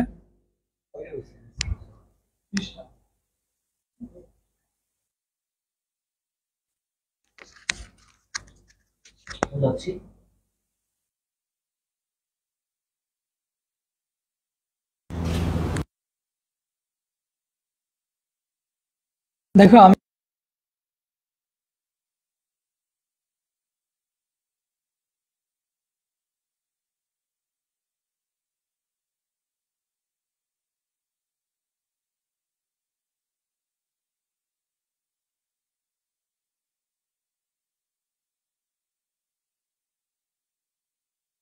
কিন্তু আমরা করাচ্ছি প্রায় 100-150 অনেকগুলো হয়ে গেছে, বুঝছো? তো তোমরা যদি এইভাবে রেগুলার ক্লাসগুলো করো, তোমরা অনেক উপকৃত হবা। উপকৃত হবা। হালো তো চলে না, শেষ। এটা চার্জে দিত, সমস্যা নেই। আচ্ছা ওকে, সবাই মনে হয় ক্লাসে রয়েছে আর কি। চলো আমরা তাহলে বাকি কিছু জিনিস একটু আলোচনা করে ফেলি আর কি। গলা বেশ ব্যথা করে আর কি, অনেকক্ষণ ধরে ক্লাস নিচ্ছি সারাদিন আর কি। চলো সবাই আমার সাথে চিয়ার্স করো, চা খাই আর কি। মোমিন ভাই চা খাচ্ছে, আমিও চা খাচ্ছি। তো সবাই একটু কমেন্ট একটু জানাই আর কি, আমরা কথা ঠিক মতো শোনা যাচ্ছে কিনা। আর সবাই কেমন রয়েছে আর কি তোমরা? আসসালামু আলাইকুম। ওয়ালাইকুম আসসালাম স্যার। আশা সিদ্দিকা, অনেক অ্যাক্টিভ পোলাপান আছে এই জায়গাতে, খুবই পড়াশোনা করে আর কি এরা। আচ্ছা চেয়ার্স, হ্যাঁ ভেরি গুড। সাজিদ চেয়ার্স। না এটা এটা সাউন্ড আসে না ভাইয়া, না এখন তো সাউন্ড যাওয়ার কথা ভাইয়া। হ্যাঁ এখন ক্লিয়ার ভাইয়া, এখন ক্লিয়ার, এখন ক্লিয়ার। ওকে চেয়ার্স, ভেরি গুড। ওকে হ্যাঁ, সবাইকে একটু জাস্ট একটু ইয়ে করে যাও আর কি, জানাই দাও আর কি। আচ্ছা চলো এর পরের দিকে আমরা একটু চলে যাই আমাদের আরেকটাতে, সেটা হচ্ছে 31 নম্বর প্রশ্নের দিকে আমরা একটু চলে যাই আর কি। ওকে সবাই আমরা একটু মনোযোগ দিই আর কি 31 নম্বর প্রশ্নের দিকে। সবাই একটু কমেন্ট করে জানাবা আর কি। আচ্ছা এখন শোনা যাচ্ছে, একটু আগে শোনা যাচ্ছিল না। ওকে ঠিক আছে নন্দিনী, ক্লিয়ার ভাইয়া। প্রাপ্তি প্রাপ্তি প্রাপ্তি, ওকে প্রাপ্তি ঠিক আছে। চলো আমরা তাহলে এই জায়গায় যেটা দেখতে পাচ্ছি যে কোন আইন সবচেয়ে দ্রুত গতিতে শোষিত হয়। ব্যাপারটা হচ্ছে এখানে আমাদের একটা টাইপিং মিস্টেক, এটা মূলত কোন আইন না, এটা হবে মূলত কোন আয়ন। কোন আয়ন। এখানে খুবই গুরুত্বপূর্ণ একটা কথা রয়েছে, দ্রুত গতিতে এবং ধীর গতিতে। খেয়াল করবা আমাদের বইয়ের একদম 2 নম্বর পেজে এখানে দেওয়া রয়েছে মূলত দ্রুত গতিতে 2টা আয়ন শোষিত হয় এবং ধীর গতিতে 2টা আয়ন শোষিত হয়। তাহলে যদি বলা হয় দ্রুত গতিতে, কোন গতিতে? একটা হচ্ছে দ্রুত গতিতে আর একটা হচ্ছে ধীর গতিতে। খেয়াল করবা ধীর গতিতে মূলত মূলত 2টা আয়ন আমাদের মূলত শোষিত হচ্ছে, একটা হচ্ছে ক্যালসিয়াম এবং আরেকটা হচ্ছে সালফেট। একটা ক্যালসিয়াম এবং আরেকটা কি সালফেট। ওকে মনে থাকবে? তাহলে বলো ধীর গতিতে কোনটা, আমার সাথে সাথে বলো। ধীর গতিতে calcium sulphate, calcium sulphate, calcium sulphate. তাহলে চলো আসো দ্রুত গতিতে। তাহলে দ্রুত গতিতে কয়টা? দ্রুত গতিতে হবে 2টা। ওকে একটার নাম হচ্ছে পটাশিয়াম আয়ন এবং আরেকটার নাম হচ্ছে নাইট্রেট আয়ন। একটা পটাশিয়াম এবং আরেকটা কি নাইট্রেট আয়ন। আমার মনে হয় জিনিসটা তোমরা বুঝতে পারছো। তাহলে সবাই বলো তো এখানকার উত্তর হবে কোনটা বলো তো? ক্যালসিয়াম আয়ন এটা হবে না, কারণ এটা হচ্ছে ধীরগতিতে হয়। সালফেট আয়ন এটা হবে না, এটাও ধীরগতিতে হয়। সোডিয়াম আয়ন নিয়ে কোনো ঝামেলা নাই আমাদের এখানে। তাহলে বাকি থাকতেছে একটা, সেটা হচ্ছে কি পটাশিয়াম আয়ন। সেটা কি পটাশিয়াম আয়ন। আচ্ছা নন্দিনী উত্তর দিয়েছে এ, সুমাইয়া আক্তার উত্তর দিয়েছে এ, তারপরে দিয়া উত্তর দিয়েছে ভেরি গুড। 31 হচ্ছে এ। তারপর সায়েশা সিদ্দিকা এ উত্তর দিচ্ছে। থ্যাংক ইউ তোমাদের সবাইকে। আর যারা যারা ক্লাসটা দেখছো আমি বলবো তোমরা আজকের ক্লাসটা একটু লাইভ যদি একটু করে দিতা খুবই ভালো হতো, মানে একটু যদি আমাদের একটু শেয়ার করে দিতা তোমরা আমাদের ক্লাসটা শেয়ার করে দিলে এটা আমাদের জন্য এবং আমাদের যারা যারা ক্লাস দেখবে তাদের সবার জন্য খুবই একটু সুবিধাজনক হতো, যাতে ক্লাসটা সবাই একটু দেখতে পারে।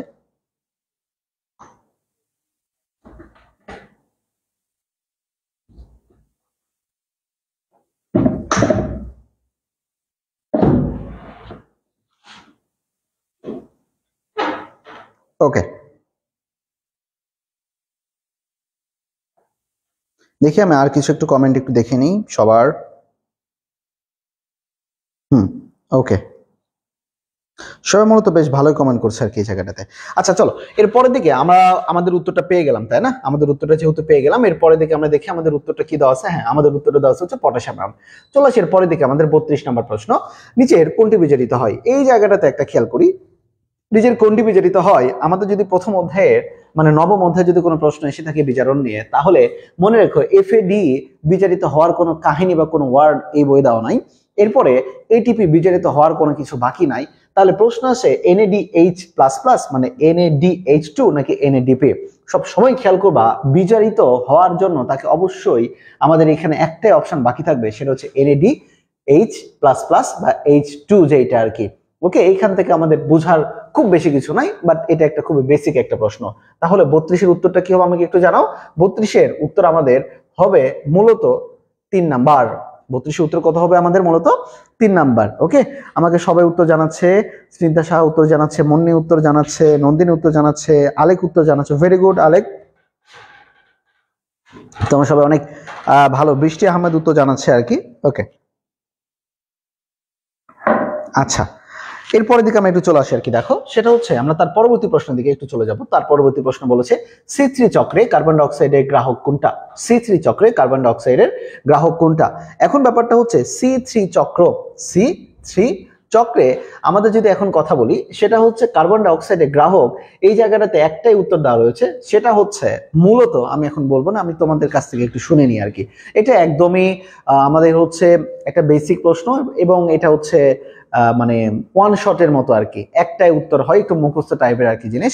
কার্বন ডাই অক্সাইডের গ্রাহক এটা হচ্ছে একটাই থাকবে, সেটা হচ্ছে রাইবোলোস ডাইফসফেট নাকি রাইবোলোস 5 ফসফেট। আমাকে এটা একটু জানাও আর কি। রাইবোলোস ইলামন্ডল দেখছে আর কি 33 উত্তর কি দেওয়া রয়েছে আর কি।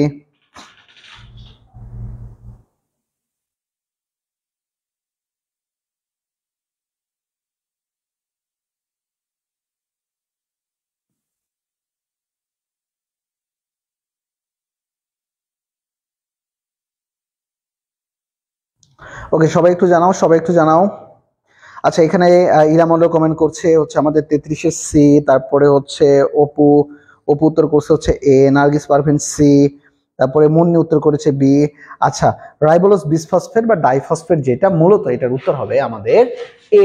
33 উত্তর আসবে কোনটা? 33 উত্তর আসবে এ। এটা একটু ভালো করে মনে রাখো, এটা কিন্তু একটা বেশ একটা ইম্পর্টেন্ট একটা প্রশ্ন এবং অ্যাটিপিক্যাল প্রশ্ন আর কি।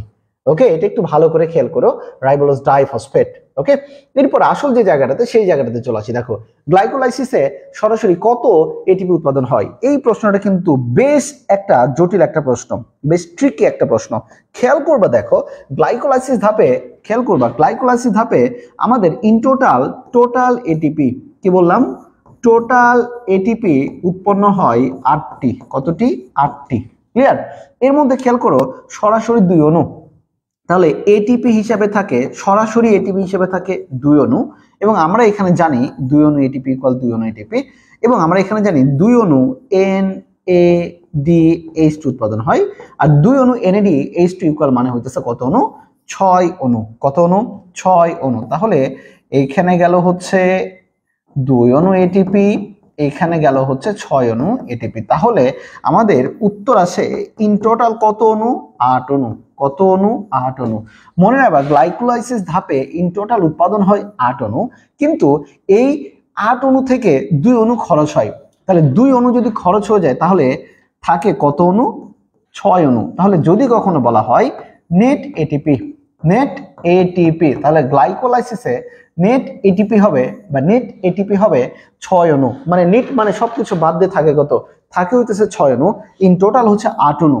তাহলে প্রশ্ন আসছে গ্লাইকোলাইসিসে সরাসরি কত এটিপি উৎপাদন হয়? সরাসরি বলতে কি, সরাসরি এটিপি উৎপাদন করে 2 অণু। সরাসরি এটিপি উৎপাদন করে কত অণু? 2 অণু। মনে থাকবে এটা, সরাসরি এটিপি উৎপাদন করে কত অণু? 2 অণু। আর যদি কখনো বলা হয় ইন টোটাল এটিপি উৎপাদন হয় কত অণু? ইন টোটাল এটিপি উৎপাদন হবে 8 অণু, নিট এটিপি কত? 6 অণু। এখানে আমাদের কোনো উত্তরটা কোনটা আসে দেখি, আমি একটু দেখে নিই। সজীব উত্তর দিচ্ছে এ, সজীব উত্তর দিচ্ছে এ, তারপরে দিয়া উত্তর দিয়েছে ডি। না, দিয়া উত্তর ডি হবে না আর কি, এটা উত্তর হবে এ, কখনোই এ। রাইট অ্যান্সার কোনটা? এ। আমাদের রাইট অ্যান্সার কোনটা? এ। ক্লিয়ার? এখানে আমাদের হয়তো উত্তরের ক্ষেত্রে আমাদের দেওয়া রয়েছে 4 উত্তর, এটা কিন্তু ভুল। সরাসরি উৎপাদন হবে কত অণু? সরাসরি উৎপাদন হবে 2 অণু। কত অণু? 2 অণু। যারা 2 অণু উত্তর দিয়েছো তারা সঠিক উত্তর দিয়েছো।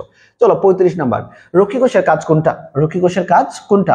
আমরা খুব ভালো করে জানি যে রক্ষী কোষের কাজের মধ্যে গুরুত্বপূর্ণ একটা ব্যাপার হচ্ছে যে, যেহেতু রক্ষী কোষে থাকে হচ্ছে ক্লোরোপ্লাস্ট, রক্ষী কোষে থাকে কি? ক্লোরোপ্লাস্ট। তাহলে ক্লোরোপ্লাস্টের প্রধান কাজ কি বলতো? খাদ্য পরিবহন, খাদ্য সঞ্চয়, লবণ পরিবহন, নাকি খাদ্য তৈরি?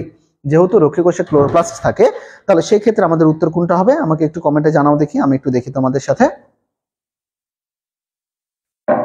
আমি একটু দেখি। ওকে, আচ্ছা,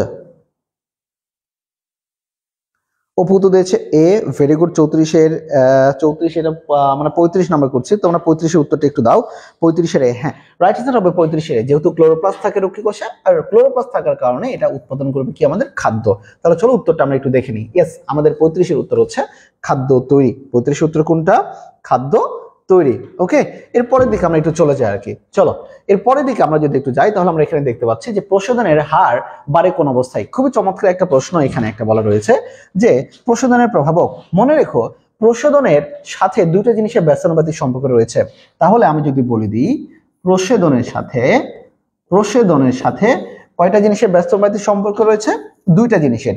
একটা হচ্ছে আপেক্ষিক আর্দ্রতা, একটা হচ্ছে কি? আপেক্ষিক আর্দ্রতা। ওকে, এবং আরেকটা প্রশোধনের সাথে ব্যস্তানুপাতিক সম্পর্ক রয়েছে যাকে বলা হচ্ছে বায়ুমণ্ডলের চাপ। বায়ুমণ্ডলের চাপ। তাহলে তোমরাই বলো প্রশোধনের সাথে এক্স ওয়াই জেড যা কিছুই বলো না কেন সবার সম্পর্ক সমানুপাতিক। দুইটা জিনিসের ব্যস্তানুপাতিক, একটা হচ্ছে আপেক্ষিক আর্দ্রতা এবং আরেকটা হচ্ছে চাপ। তাহলে যখন প্রশোধন বাড়বে আপেক্ষিক আর্দ্রতা তখন কমবে, যখন প্রশোধন কমবে তখন তাহলে চাপ কি হবে? বাড়বে। তাহলে এই দুইটা জিনিস ভুল করো না, আপেক্ষিক আর্দ্রতা এবং চাপ, এটা হচ্ছে প্রশোধনের সাথে ব্যস্তানুপাতিক সম্পর্ক। তাহলে সেই ক্ষেত্রে 36 উত্তর কি আসবে? প্রশোধনের হার বাড়ে কখন? প্রশোধনের হার বাড়ে কখন? ওকে, তাহলে কখন বাড়বে? যেহেতু আমাদের দেখো বায়ুর চাপ বাড়লে না, বায়ুর চাপ বাড়লে তো হবে না যেহেতু ব্যস্তানুপাতিক সম্পর্ক। আর্দ্রতা বাড়লে না, আর্দ্রতার সাথে ব্যস্তানুপাতিক সম্পর্ক, এটাও সম্ভব না। লুকায়িত পত্ররন্ধ্র থাকলে, অবশ্যই লুকায়িত পত্ররন্ধ্র থাকলে প্রশোধনের হার কমে যায়, মানে এটা উত্তর হবে না। তাহলে উত্তর হবে কোনটা? তাপমাত্রা বাড়লে। তাহলে তাপমাত্রার সাথে প্রশোধনের সম্পর্ক সমানুপাতিক। তাপমাত্রার সাথে প্রশোধনের সম্পর্ক সমানুপাতিক। নন্দিনী উত্তর দিয়েছে 36 গ। Very good Nandini. আয়শা উত্তর দিয়েছে সি, তারপর ইশরাত জাহান উত্তর দিয়েছে সি, তারপর আচ্ছা বৃষ্টি উত্তর দিয়েছে C. Very good. Mohammad Alek উত্তর দিয়েছে সি। তো তোমরা সবাই ভালো ভালো উত্তর দিচ্ছ, এটা খুবই ভালো, এটা একটা। ওকে, এর পরের দিকে আমরা একটু সবাই একটু কমেন্ট করো, যারা যারা দেখছো সবাই একটু কমেন্ট করো। ওকে, একটু কমেন্ট করো আর কি। কমেন্ট করলে আমাদের পোস্টের রিচটাও বাড়ে, আমরা ক্লাস নিতেও আমাদের ভালো লাগে। আশা রাখি তোমাদের জন্য, যেহেতু আমরা এত পরিশ্রম করছি, এই এতটুকু তো আমরা এক্সপেক্ট করতেই পারি তোমাদের কাছ থেকে, না? আর তো করে তোমাদের তো কোনো লস হচ্ছে না। কোনো যদি লস হতো তাহলে তো হতো আর কি। চলো এর পরের দিকে আমরা একটু চলে যাই। এর পরের দিকে আমরা যদি যাই সেটা হচ্ছে আমাদের নেক্সট প্রশ্নের দিকে চলে যাই। এটা তো উত্তর পেয়ে গেলাম 36। 37 নম্বরের দিকে চলে যাই। উদ্ভিদের জীবন ধারণের জন্য অত্যাবশ্যকীয় মৌল সংখ্যা কতটি? তোমরা সবাই অলরেডি জানো যে উদ্ভিদের জীবন ধারণের জন্য অত্যাবশ্যকীয় মৌলের সংখ্যা হচ্ছে কতটি?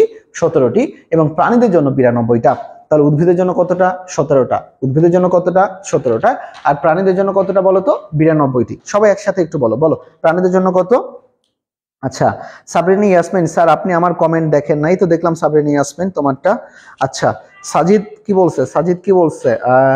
মায়া পাপড়ি বলেছে 37-এর সি। স্মিতা শাহ বলেছে 37-এর সি বা গো। হ্যাঁ, রাইট অ্যান্সার 37-এর সি। ওকে, আমরা দেখতে পাচ্ছি 17টা। 38 নম্বরের দিকে চলে আসি। দেখো, ক্লোরোফিল আলোক রশ্মির কোনটি শোষণ করে? Very good. আমরা মূলত জানি ক্লোরোফিলের থাকে মূলত ক্লোরোফিল এ এবং ক্লোরোফিল বি। ক্লোরোফিল কয় প্রকার? ক্লোরোফিল দুই প্রকার। একটা হচ্ছে ক্লোরোফিল এ এবং আরেকটা হচ্ছে ক্লোরোফিল বি। বাট এর মধ্যে সবচেয়ে অ্যাক্টিভ হচ্ছে ক্লোরোফিল এ। এবং ক্লোরোফিল সবসময় আলোর কোন জিনিসটা গ্রহণ করবে? ফোটন গ্রহণ করে। ফোটন হচ্ছে এক ধরনের শক্তি। তাহলে নিউট্রন গ্রহণ করার সুযোগ নেই, ইলেকট্রন গ্রহণ করার সুযোগ নেই, আয়ন গ্রহণ করার সুযোগ নেই, আছে কোনটা? ফোটন। তাহলে আলো থেকে সবসময় ক্লোরোফিল গ্রহণ করবে কোনটা? ফোটন। ইলেকট্রন গ্রহণ করবে কোনটা? ক্লোরোফিল গ্রহণ করবে কোনটা? ফোটন। অর্থাৎ আমাদের 38-এর উত্তর কি দাঁড়াচ্ছে বলো তো? 38-এর সি। এখানে 38-এর সি কারা কারা দিছো? মুন্নি উত্তর দিচ্ছে, তারপর হচ্ছে জাহিদ উত্তর দিয়েছে, তারপর সোহা, ভেরি গুড সোহা। সাজিদ উত্তর দিয়েছে, আয়শা সিদ্দিকা। পাল উত্তর দিয়েছে, ইলা মন্ডল। আলেক উত্তর দিচ্ছে, ইসরাত, আসিফ আরাফাত। মোহাম্মদ আহমেদ নয়ন উত্তর দিচ্ছে, তন্দ্রা উত্তর দিচ্ছে, ভেরি গুড তন্দ্রা, ফোটন। তারপরে সাজিদ উত্তর দিচ্ছে, তারপর হচ্ছে নন্দিনী। হ্যাঁ, সবাই উত্তর মোটামুটি ঠিক আছে, সবাই ভালো উত্তর দিচ্ছ। তারপরে শয়ন উত্তর দিয়েছে, সেটা হচ্ছে 38-এর সি। রাইট। ওকে, এরপরের দিকে আমরা একটু চলে যাই। এরপরের দিকে আমরা দেখি উত্তরটা দেখে নিই। হ্যাঁ, আমাদের ফোটন দেওয়া আছে। চলো এরপরে 39 নম্বর প্রশ্নের দিকে চলে যাই। নিমের কোন ভিটামিনের উৎস হিসেবে ইস্ট ব্যবহৃত হয়? খুবই চমৎকার একটা প্রশ্ন। মনে রাখবা আমাদের যেটা ভিটামিন এ, খেয়াল করো, ইস্ট হচ্ছে একটা ছত্রাক। ইস্ট কি একটা ছত্রাক। সো ওইখান থেকে ভিটামিন এ পাওয়ার সম্ভাবনা আমাদের কম, কারণ ভিটামিন এ আমরা পাই সবুজ এবং হলুদ শাকসবজি বা ফলমূল থেকে। ভিটামিন ডিটা আমরা সবচেয়ে বেশি পরিমাণে পাই কোথা থেকে? ভিটামিন ডি আমরা পাই মূলত সূর্য থেকে। এই ধারণাটা কিন্তু ভুল। সূর্যের যে ইউভি লাইট সেটা আমাদের গায়ে পড়ে, আমাদের গায়ে ভিটামিন ডি ইনঅ্যাক্টিভ ফর্মে থাকে। সূর্যের রশ্মি যখন আমাদের ইউভি রেটা যখন আমাদের গায়ে পড়ে তখন এই ইনঅ্যাক্টিভ ভিটামিন ডিটা অ্যাক্টিভ ভিটামিনে পরিণত হয়। তাহলে আমরা যেটা জানি যে সূর্যের আলোতে ভিটামিন ডি থাকে, ব্যাপারটা এরকম না। সূর্যের আলোতে কোনো ভিটামিন থাকে না, সূর্যের আলোতে থাকে ইউভি রে। আর এই ইউভি রেটা আমাদের বডির যেটা ভিটামিন ডি এর ইনঅ্যাক্টিভ ফর্ম রয়েছে সেটাকে অ্যাক্টিভ করে একটি ভিটামিন ডি তৈরি করে আর কি। ওকে, ভিটামিন সি হওয়ার জন্য সেটাকে কি হইতে হয়, মূলত টক জাতীয় খাবার হইতে হয়। তাহলে অবশ্যই ইস্ট থেকে আমরা জিনিস যেটা পাই সেটা হচ্ছে ভিটামিন বি12 পাই। কি পাই? ভিটামিন বি12 পাই। দেখি আমাকে কি উত্তর দিচ্ছে কিনা। 39-এর সি। Very good. ইলা মন্ডল খুবই ভালো উত্তর দিচ্ছে, নন্দিনী উত্তর দিচ্ছে ভালো, স্নিগ্ধা সাহা, নয়ন উত্তর দিচ্ছে, তারপর হ্যাঁ ওকে ওকে ভেরি গুড। তারপর আয়শা সিদ্দিকা উত্তর দিচ্ছে, আমাদের ইশরাত জাহান উত্তর দিচ্ছে সি। অ্যাবসলিউট রাইট, সবাই এরা অনেক সুন্দর ক্লাস করছে। রাইট অ্যান্সার হবে আমাদের ভিটামিন বি12। ওকে, ইটিএস মানে ইলেকট্রন ট্রান্সপোর্ট সিস্টেম কোথায় সংঘটিত হয়? খেয়াল করো, ইলেকট্রন নিয়ে কাজ করে। ইলেকট্রন মানে তো একটা শক্তি, তাই না? আমরা মূলত জানি আমাদের যেটা সবাত শ্বসনের ধাপ কিন্তু 4টা। একটা নাম হচ্ছে কি বলতো? Glycolysis, 2 number acetyl CoA, 3 number craze চক্র এবং 4 নাম্বার কোনটা? ইলেকট্রন ট্রান্সপোর্ট সিস্টেম বা ইলেকট্রন ট্রান্সপোর্ট চেইন। এর মধ্যে আমরা যে জিনিসটা জানি, গ্লাইকোলাইসিস এটা সংঘটিত হয় সাইটোপ্লাজমে। গ্লাইকোলাইসিস কোথায় সংঘটিত হয়? সাইটোপ্লাজমে। আর বাকি যে 3টা জিনিস রয়েছে, বাকি 3টা জিনিস বলতে অ্যাসিটাইল কোয়ে, ক্রেস চক্র, ইলেকট্রন ট্রান্সপোর্ট চেইন, সবকিছু সংঘটিত হবে মাইটোকন্ড্রিয়ায়। সবকিছু সংঘটিত হবে কোথায়? মাইটোকন্ড্রিয়ায়। যেহেতু মাইটোকন্ড্রিয়া কোষের শক্তিঘর এবং মাইটোকন্ড্রিয়ায় কোষের শক্তি মানে এখানে ইলেকট্রনের আদান প্রদান, তার মানে ইটিএস অবশ্যই কোষের মাইটোকন্ড্রিয়ায় সংঘটিত হইতেই হবে। রাইবোজোমকে বলা হচ্ছে প্রোটিন তৈরি কারখানা। রাইবোজোমটা তাহলে কি বলতো? প্রোটিন তৈরি কারখানা। ওকে, সাইটোপ্লাজম হয় গ্লাইকোলাইসিস। তাহলে সাইটোপ্লাজমে কি হয়? কোষের সাইটোপ্লাজমে হয় কোনটা বলতো? Glycolysis, GLYCO, glycolysis. ওকে, পেলাম। চলে আসো, কোষের ক্লোরোপ্লাস্টে কি হয়? কোষের ক্লোরোপ্লাস্টে আমাদের ঘটে সালোক সংশ্লেষণ বা ফটোসিনথেসিস। সালোক সংশ্লেষণ ঘটে, ওকে, বা ফটোসিনথেসিস ঘটে। মাইটোকন্ড্রিয়াকে শক্তিঘর, রাইবোজোমকে কি বলা হয়? Protein factory. তাহলে কোষের প্রোটিন ফ্যাক্টরি কোনটা বলতো? রাইবোজোমকে বলা হয় কোষের প্রোটিন ফ্যাক্টরি। আর মাইটোকন্ড্রিয়া শক্তিঘর মানে এখানেই ঘটে মূলত ইলেকট্রন ট্রান্সপোর্ট সিস্টেম বা চেইনের এই বিক্রিয়াটি। অর্থাৎ আমাদের 40-এর উত্তর হবে খ। 40-এর উত্তর কত? খ। আচ্ছা, সাজিদ উত্তর দিচ্ছে, নন্দিনী উত্তর দিচ্ছে, নন্দিনী উত্তর দিয়ে যাচ্ছে আর কি এটাতে। Very good Nandini. এরপর আয়শা সিদ্দিকা উত্তর দিচ্ছে, সবাই ভালো উত্তর দিচ্ছ, গুড। এরপরে দেখো আমরা মাইটোকন্ড্রিয়া পাইছি। এরপরে 41 নম্বরে চলে যাই। C4 উদ্ভিদের ক্ষেত্রে কোনটি C2 গ্রহণ করে? C4 উদ্ভিদের ক্ষেত্রে নিচের কোনটা কার্বন ডাই অক্সাইড গ্রহণ করে? আমরা এর আগে C3 পড়ছিলাম না, C3। এরপরে দেখলাম C4 উদ্ভিদের ক্ষেত্রে নিচের কোনটা কার্বন ডাই অক্সাইড গ্রহণ করে। এটা খুবই একটা কমন এবং খুবই একটা বেসিক একটা প্রশ্ন, জাস্ট ঠাড়া মুখস্থ টাইপের, একটু মনে রাখো। কার্বন ডাই অক্সাইড মূলত গ্রহণই করে ফসফেনল পাইরুভিক অ্যাসিড বা PEP। C4 এর ক্ষেত্রে ফসফেনল পাইরুভিক অ্যাসিড বা PEP। তাহলে আমাদের 41 নম্বরের উত্তর কোনটা? 41 নম্বরের উত্তর হবে মূলত সি। 41 নম্বরের উত্তর হবে মূলত কি বলতো? সি। ওকে, তাহলে চলো আমরা একটু চলে যাই আর কি। আমাদের C4 উদ্ভিদের ক্ষেত্রে নিচের কোনটি কার্বন ডাই অক্সাইডের গ্রাহক? এটা হচ্ছে ফসফেনল পাইরুভিক অ্যাসিড। যারা যারা উত্তর দিয়েছে তাদেরকে সবাইকে ধন্যবাদ। এখানে আয়েশা উত্তর দিয়েছে, শিহাব উত্তর দিয়েছে, সাজিদ উত্তর দিয়েছে, গুড, তারা সঠিক উত্তর দিচ্ছে। নন্দিনী উত্তর দিয়েছে, এটা হবে ফসফেনল পাইরুভিক অ্যাসিড। ওকে, চলো আসির পরে দেখি 42 নম্বরের দিকে আমরা একটু যাই।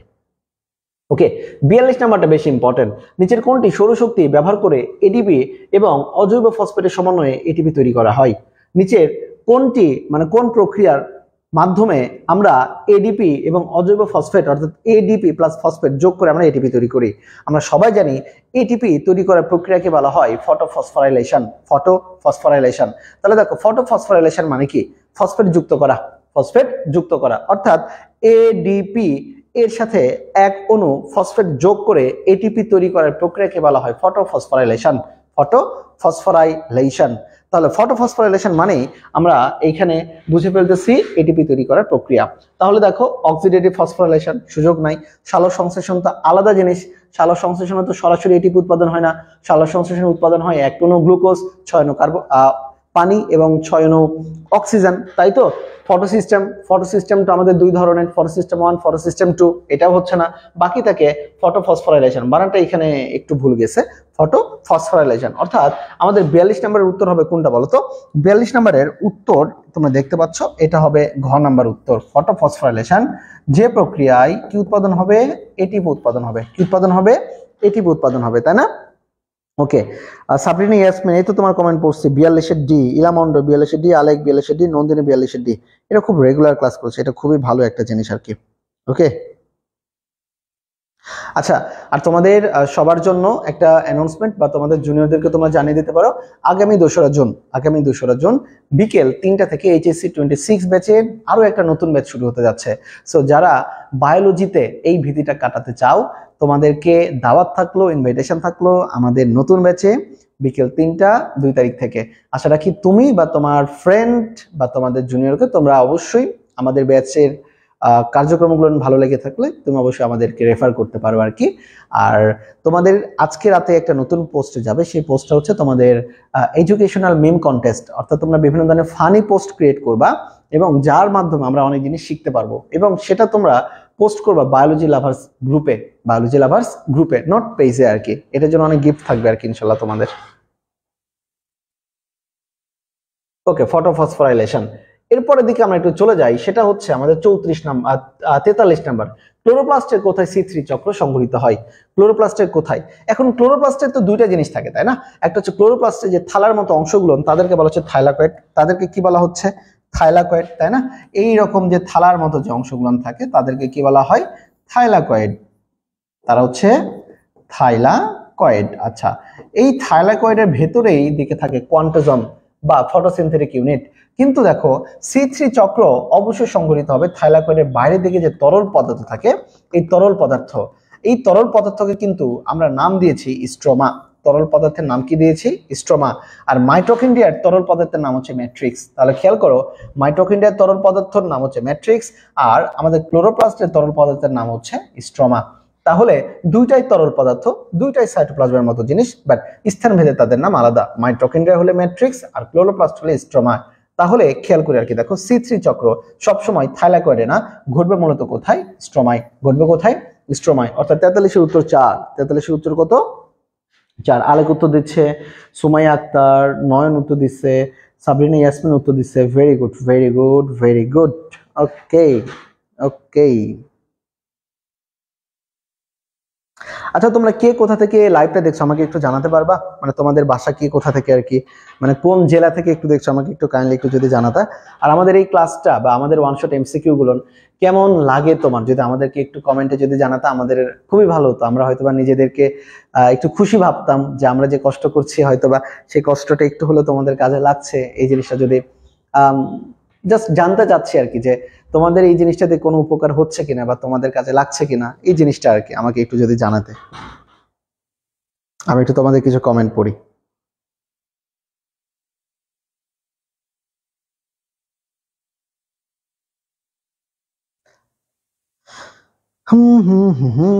যশোর থেকে, পালবাড়ি থেকে, আরএন রোড, বেসপাড়া, আরে বাবা, নিউ মার্কেট,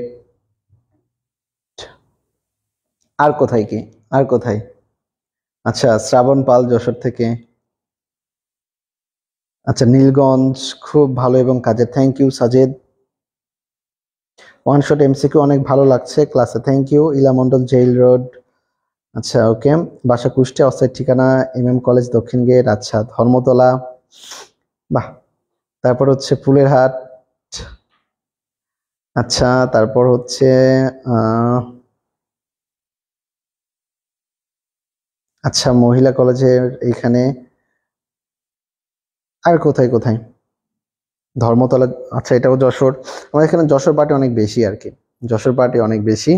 আশা রাখি খুব দ্রুত যশোর পার্টির বাইরেও আমরা চলে যাবো আর কি ইনশাল্লাহ। কেবল তো শুরু, তাই না? আচ্ছা চলো, তো যাই হোক, এটা হবে স্ট্রোমাই। রাইট অ্যান্সার হবে কোথায়? স্ট্রোমাই। আচ্ছা, এরপরের দিকে আমরা একটু দেখো, স্ট্রোমাই লেখা রয়েছে উদ্ভিদের পুষ্টির জন্য মাইক্রো মৌল কোনটা? মাইক্রো মানে তোমরা সবাই জানো MGK cafe for nice jobs, Mubin ভাই লিখে দিয়েছে। এটা হচ্ছে ম্যাক্রো মৌল, মানে পরিমাণে বেশি লাগবে। আর অল্প পরিমাণে লাগবে কোনটা? এই MGK cafe for nice jobs এর বাইরে যা যা লাগবে। তাহলে দেখো, MGK ক্যাফে ফর, কে মানে ক্যালসিয়াম ছিল, মানে ক্যালসিয়াম হবে না। কে মানে ক্যালসিয়াম ছিল, মানে এটা কি? ক্যালসিয়াম হবে না। ক্যালসিয়াম হচ্ছে ম্যাক্রোমৌল। আবার নাইস জবস, SCHOPS মানে সালফার, এটাও ম্যাক্রোমৌল, এটা হচ্ছে না। তারপর দেখো চপস, CHOPS, S মানে সালফার, P মানে ফসফরাস, O মানে অক্সিজেন, H মানে হাইড্রোজেন, C মানে কার্বন। তাহলে কার্বনও হচ্ছে না। তাহলে একটা জিনিস বাদ আছে, সেটা হচ্ছে কপার। সেটা হচ্ছে কি? কপার। ওকে, সেটা তোমার সব উত্তর দিচ্ছে, সঞ্জিতা উত্তর দিচ্ছে, আশা উত্তর দিচ্ছে, নন্দিনী উত্তর দিচ্ছে। ভেরি গুড, সেটা হবে আমাদের উত্তর হচ্ছে মূলত কপার। ওকে, তাহলে আমরা দেখতে পাচ্ছি 44-এর উত্তর হচ্ছে কপার। চলে আসে 45 নম্বরে। দেখো খুবই চমৎকার একটা জিনিস কি বলছে, একই তাপমাত্রায় এবং বায়ুমণ্ডলীয় চাপে কোন পদার্থের অধিকতর ঘনস্থান হতে অধিকতর কম স্থানের দিকে বিস্তার লাভ করে কি বলে। মানে সহজ বাংলা ভাষায় আমি যদি বলি, আমাদের দুইটা জিনিস আছে, সেটা হচ্ছে ধরে রাখো এটা হচ্ছে অধিক ঘনত্ব, বেশি ঘন, এটা কি বেশি ঘন, তাই না? আর এটা হচ্ছে অল্প ঘন, এটা কি ঘন, অল্প ঘন। তাহলে দেখো তো বেশি ঘন থেকে অল্প ঘনের দিকে যদি কোনো পদার্থ যায় তখন সেটাকে আমরা বলি কিন্তু ব্যাপন প্রক্রিয়া। কোন প্রক্রিয়া বলি? ব্যাপন প্রক্রিয়া। এবং ব্যাপনকে বলা হয় ডিফিউশন, যা কিনা এক ধরনের নিষ্ক্রিয় প্রক্রিয়া, যা কিনা এক ধরনের কোন প্রক্রিয়া? নিষ্ক্রিয় প্রক্রিয়া। কিন্তু যদি কখনো এই জিনিসটা উল্টা হয়ে যায়, অর্থাৎ কম ঘনত্ব থেকে যদি বেশি ঘনত্বের দিকে চলে আসে, তখনই হয়ে যাবে সেটা উল্টা। আর উল্টা হইলে সেটাকে বলা হচ্ছে অসমোসিস। সেটাকে কি বলা হচ্ছে? অসমোসিস, যাকে তোমরা বাংলায় ভালোবেসে নাম দিয়েছো অভিস্রবণ। অভিস্রবণ। তাহলে অভিস্রবণ কি ঘটে? কম ঘনত্ব। অভিস্রবণ ঘটে কম ঘনত্ব থেকে বেশি ঘনত্বের দিকে আসে। আর ব্যাপন নিষ্ক্রিয় পদ্ধতি, ব্যাপন খুবই নরমাল ন্যাচারাল প্রসেসে হয়, বেশি থেকে কমের দিকে যায়, বেশি থেকে কমের দিকে যায়। তাহলে রাইট অ্যান্সার হবে কোনটা বলতো? 45-এর 2, 45-এর 2 বা খ। তন্দ্রা হচ্ছে ব্যাপন। ভেরি গুড তন্দ্রা। সাজিদ হচ্ছে বি, ইলামন্ডল বি। তারপর সবাই ভালো উত্তর দিচ্ছ আর কি, সবাই ভালো উত্তর দিচ্ছ। এই ঘ নাম্বার কে জানা বলছে? ঘ নাম্বার হবে না, রাইট উত্তর ঘ না।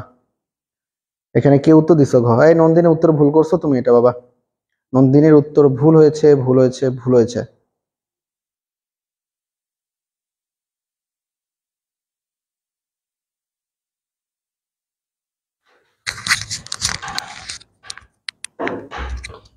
নন্দিনীর উত্তর ভুল হয়েছে। ওকে,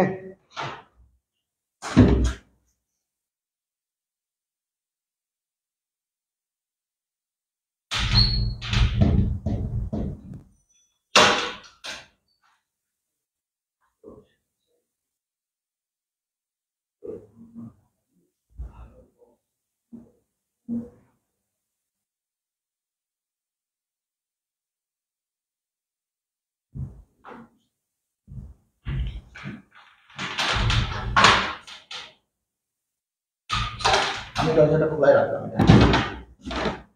আচ্ছা ওকে, একটু কাজে ছিলাম আর কি এই জায়গাটাতে।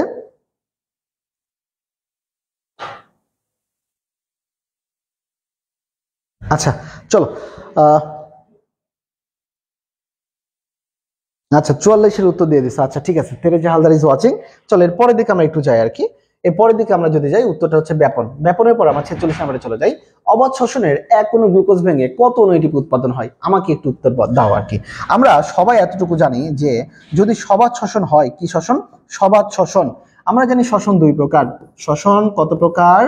শ্বসন হচ্ছে দুই প্রকার। একটা হচ্ছে অবাধ শ্বসন আর একটা হচ্ছে সবাধ শ্বসন। আমরা সবাই জানি সবাধ শ্বসনে এটিপি উৎপন্ন হয় 36টি। কতটি? 36টি। তাহলে তোমরাই বলো অবাধ শ্বসনে কতটি? আমাকে এটা উত্তরে জানাও আর কি, দেখি অবাধ শ্বসনে কতটি।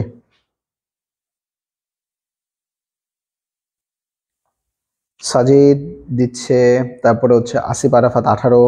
সরি ব্রাদার আসিফ আরাফাত, উত্তরটা ভুল হয়েছে তোমার ব্রাদার। ইলা মন্ডল দিয়েছে কত? ডি। সুবর্ণা পল উত্তর দিয়েছে ডি। নার্গিস পারভিন দেখছে বাট উত্তর দিচ্ছে না আর কি। এটা হচ্ছে সুমাইয়া আক্তার, উত্তর দিয়েছে সি। না সুমাইয়া, উত্তরটা হচ্ছে না আপু তোমাদের।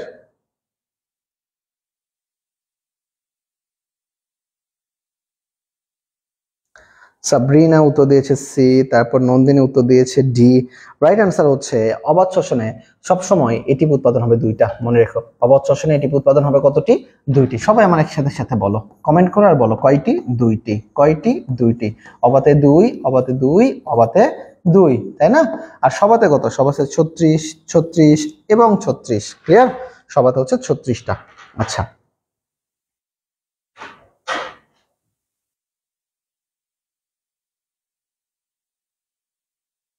হ্যাঁ দুইটি। ভেরি গুড, ভেরি গুড, দুইটি। এরপরে আমরা তারপরের প্রশ্নের দিকে চলে যাই আর কি। আচ্ছা এর পরের প্রশ্ন যেটা হচ্ছে যে দেখো দুইটি পাইছে, দেখো তো প্রতিটি ক্রেবস চক্রে কতগুলো এটিপি উৎপাদন হয়, এটা একটা খুবই গুরুত্বপূর্ণ একটা জিনিস। চলো ক্রেবস চক্র আমরা মূলত জানি আমাদের সবাত শ্বসনের 4টা ধাপ। কয়টা ধাপ? 4টা ধাপ। এই 4টা ধাপের মধ্যে একটা গুরুত্বপূর্ণ ধাপ হচ্ছে ক্রেবস চক্র। কোন চক্র? ক্রেবস চক্র। কোন চক্র বলো তো? ক্রেবস চক্র। ক্রেবস চক্রে মূলত 3টা জিনিসের মতো একটা জিনিস খেয়াল করবা, সেটা হচ্ছে আমাদের এইখানে 2 অণু এটিপি। কয় অণু? 2 অণু এটিপি। 2 অণু এটিপি মানে কত অণু এটিপি? ওই 2 অণু এটিপি উৎপাদন হবে। আবার 2 নাম্বার ক্ষেত্রে এখানে উৎপন্ন হবে 2 অণু FADH2। আমরা জানি প্রত্যেক অণু FADH2 ইকুয়াল 2 অণু এটিপি। তাহলে 2 ইন্টু 2 অণু FADH2 দিলে আমরা পাই কত অণু এটিপি? 4 অণু এটিপি। তাহলে আমরা কি জানি? আমরা জানি প্রত্যেক অণু FADH2 থেকে উৎপন্ন হয় 2 অণু এটিপি। তাহলে 2 অণু FADH2 থেকে উৎপাদন হবে 4 অণু এটিপি। 3 নম্বর ধাপে এখানে উৎপন্ন হবে 6 অণু NADH2। এটা ভুল করো না, কারণ আমরা জানি 1 অণু NADH2 ইকুয়াল কত? 3 অণু এটিপি। তাহলে 6 অণু NADH2 ইকুয়াল কত অণু এটিপি? 18 অণু এটিপি। তাহলে সবাই একটু হিসাব করো তো, 18 আর 4 কত হয়? 22। 22 আর 2 কত হয়? 24। তাহলে এখানে উৎপাদন হবে মূলত আমাদের 24 অণু এটিপি ক্রেবস চক্রে, যেটা কিনা আমাদের সবচেয়ে গুরুত্বপূর্ণ জিনিস। তাহলে বলো ক্রেবস চক্রে আমাদের কি কি উৎপাদন হবে? 2 অণু এটিপি থেকে 2 অণু এটিপি পাবো, 2 অণু FADH2 থেকে 4 অণু এটিপি পাবো, কারণ আমরা জানি প্রত্যেক অণু FADH2 ইকুয়াল 2 অণু এটিপি। তাহলে 2 অণু FADH2 ইকুয়াল 4 অণু এটিপি। এরপরে চলে আসি 6 অণু NADH2 এবং 6 অণু NADH2 ইকুয়াল 18 অণু এটিপি। তাহলে ইন টোটাল এটিপি 18 প্লাস 4 হবে 22, 22 প্লাস 2 মানে 24। রাইট অ্যান্সার হবে আমাদের ক, 47-এর ক। হ্যাঁ, সাবরিনা উত্তর দিয়েছে 47-এর ক। ফাহিম শাহরিয়ার ইজ ওয়াচিং, মুন্নি, ইলা মন্ডল, সুমাইয়া, সাজিদ, নয়ন, এর সবে উত্তর দিয়েছে। হ্যাঁ, very good, very good. Tahsanur Rahman is watching. Okay, সবাই উত্তর দিচ্ছ। নার্গিস পারভিন উত্তর দিয়েছে এ। হ্যাঁ, right answer, right answer A, right answer A. আচ্ছা, তোমরা কে কোন ক্লাসে পড়ো আমাকে একটু কমেন্টে একটু জানাও তো, যারা যারা এই মুহূর্তে যারা লাইভ দেখছো আর কি, কে কোন ক্লাসের স্টুডেন্ট? কে কোন ক্লাসের স্টুডেন্ট একটু বলো তো, মানে কোন HSC 25, 26, 24 নাকি কোন ব্যাচের? এই যে পাইছে না 47। চলো 48-এর দিকে চলে যাই। নিম্নের কোনটি চলনশীল লিপিড? নিম্নের কোনটি চলনশীল লিপিড? খুবই ইম্পর্টেন্ট একটা প্রশ্ন পরীক্ষার আশায়। আমাদের যেটা ইলেকট্রন ট্রান্সপোর্টার হিসেবে যারা কাজ করে তার মধ্যে প্রথমটা যেটা হচ্ছে সেটা হচ্ছে আমাদের দেখবা, সেটা হচ্ছে আমাদের প্লাস্টোসায়ানিন, তারপরে দেখো ফিওফাইটিন, প্লাস্টোকুইনন, ফেরিডক্সিন, সাইটোক্রোম ইত্যাদি আমাদের কি হিসেবে কাজ করে? আমাদের ইলেকট্রন ট্রান্সপোর্টার হিসেবে কাজ করে। তার মানে কি ইলেকট্রন এক জায়গা থেকে আরেক জায়গায় নিয়ে যেতে সহায়তা করে, তাই না? তাহলে এখানে বলেছে একটা কথা, সেটা হচ্ছে দেখো ফেরিডক্সিন। ফেরিডক্সিন মানে এখানে থাকবে আয়রন, ক্লিয়ার, এবং এর সাথে থাকে সালফার, অর্থাৎ আয়রন সালফার যৌগ থাকলে সেটা হবে ফেরিডক্সিন, সেটা হবে কি? ফেরিডক্সিন। ওকে, এরপরে দেখো লেখা রয়েছে প্লাস্টোসায়ানিন, ফিওফাইটিন এবং প্লাস্টোকুইনন। এর মধ্যে আমাদের চলনশীল লিপিড হিসেবে কাজ করবে কোনটা? আমি একটু সবার কমেন্ট একটু দেখতে চাচ্ছি আর কি। ওকে, সবার একটু HSC 26, 24, আহমেদ নয়ন, ভেরি গুড। নন্দিনী 26, 26, সাবরিনা, হ্যাঁ। শ্রাবণ পল উত্তর দিয়েছে C, very good. Plastoquinone, plastoquinone আমাদের চলনশীল লিপিড হবে মূলত কোনটা? প্লাস্টোকুইনন। রাইট অ্যান্সার হবে গ, রাইট অ্যান্সার কোনটা? Plastoquinone চলনশীল lipid. এখন চলে আসি আর কি, দেখো সেটা হচ্ছে ফিওফাইটিন। কি এই ফিওফাইটিন? হচ্ছে রূপান্তরিত ক্লোরোফিল এ, রূপান্তরিত ক্লোরোফিল এ, রূপান্তরিত ক্লোরোফিল এ। তাহলে তোমরাই বলো, তোমরাই বলো ফিওফাইটিন বলতে আমরা কি বুঝবো? রূপান্তরিত ক্লোরোফিল এ অণু। তাহলে যেখানে রূপান্তরিত কথাটা থাকবে সেটা হচ্ছে ফিওফাইটিন, সেটা হচ্ছে কি? ফিওফাইটিন। ওকে, মনে থাকবে এই জায়গাটাতে।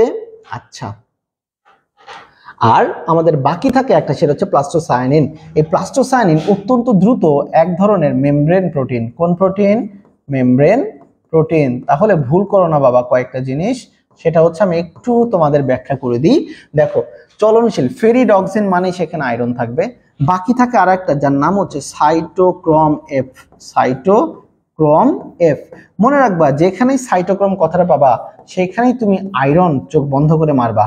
অর্থাৎ সাইটোক্রোম থাকা মানে সেখানে আয়রনের আয়ন থাকা। তাহলে দেখো ফেরিডক্সিনও আয়রন সালফার থাকবে, সাইটোক্রোমেও আয়রন আয়ন থাকবে। ফিওফাইটিন হচ্ছে কি বলতো আমার সাথে বলো, রূপান্তরিত এ অণু। পার্থক্য হচ্ছে এই প্লাস্টোকুইনন এবং প্লাস্টোসায়ানিনের মধ্যে।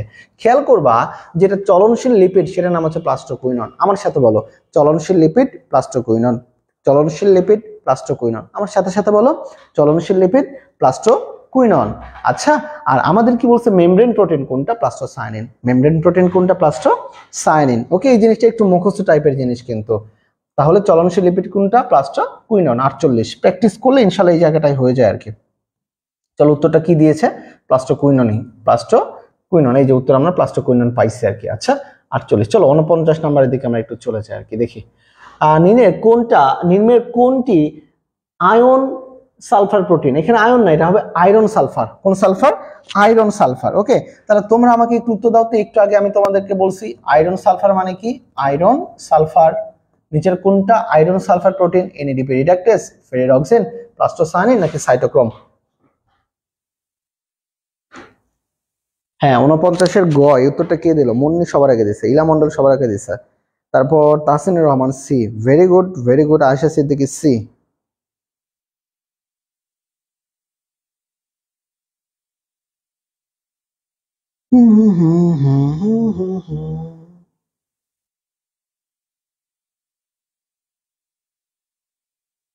Sumaiya Akter C. Okay, absolute right, absolute right. যারা যারা উত্তর দিয়েছো ফেরিডক্সিন, অ্যাবসলিউট রাইট। আচ্ছা আমার প্রশ্ন, যদি এখানে শুধুমাত্র থাকতো আয়রন, আয়রন সালফার না, যদি শুধুমাত্র যদি আমি আয়রন বলতাম, আয়রন এটার উপস্থিতি পাওয়া যাইতো এই নিচের কোনটাই, ক খ গ ঘ। আমাকে একটু বলো তো, আয়রনটার উপস্থিতি পাওয়া যেত নিচের কোনটাই, আয়রন শুধু আয়রন পাওয়া যেত নিচের কোনটাই। দেখি কে পারে আর 49-এর এইটা, কে পারে এটা, শুধু আয়রন, শুধুই আয়রন পাওয়া যেত কোনটাতে।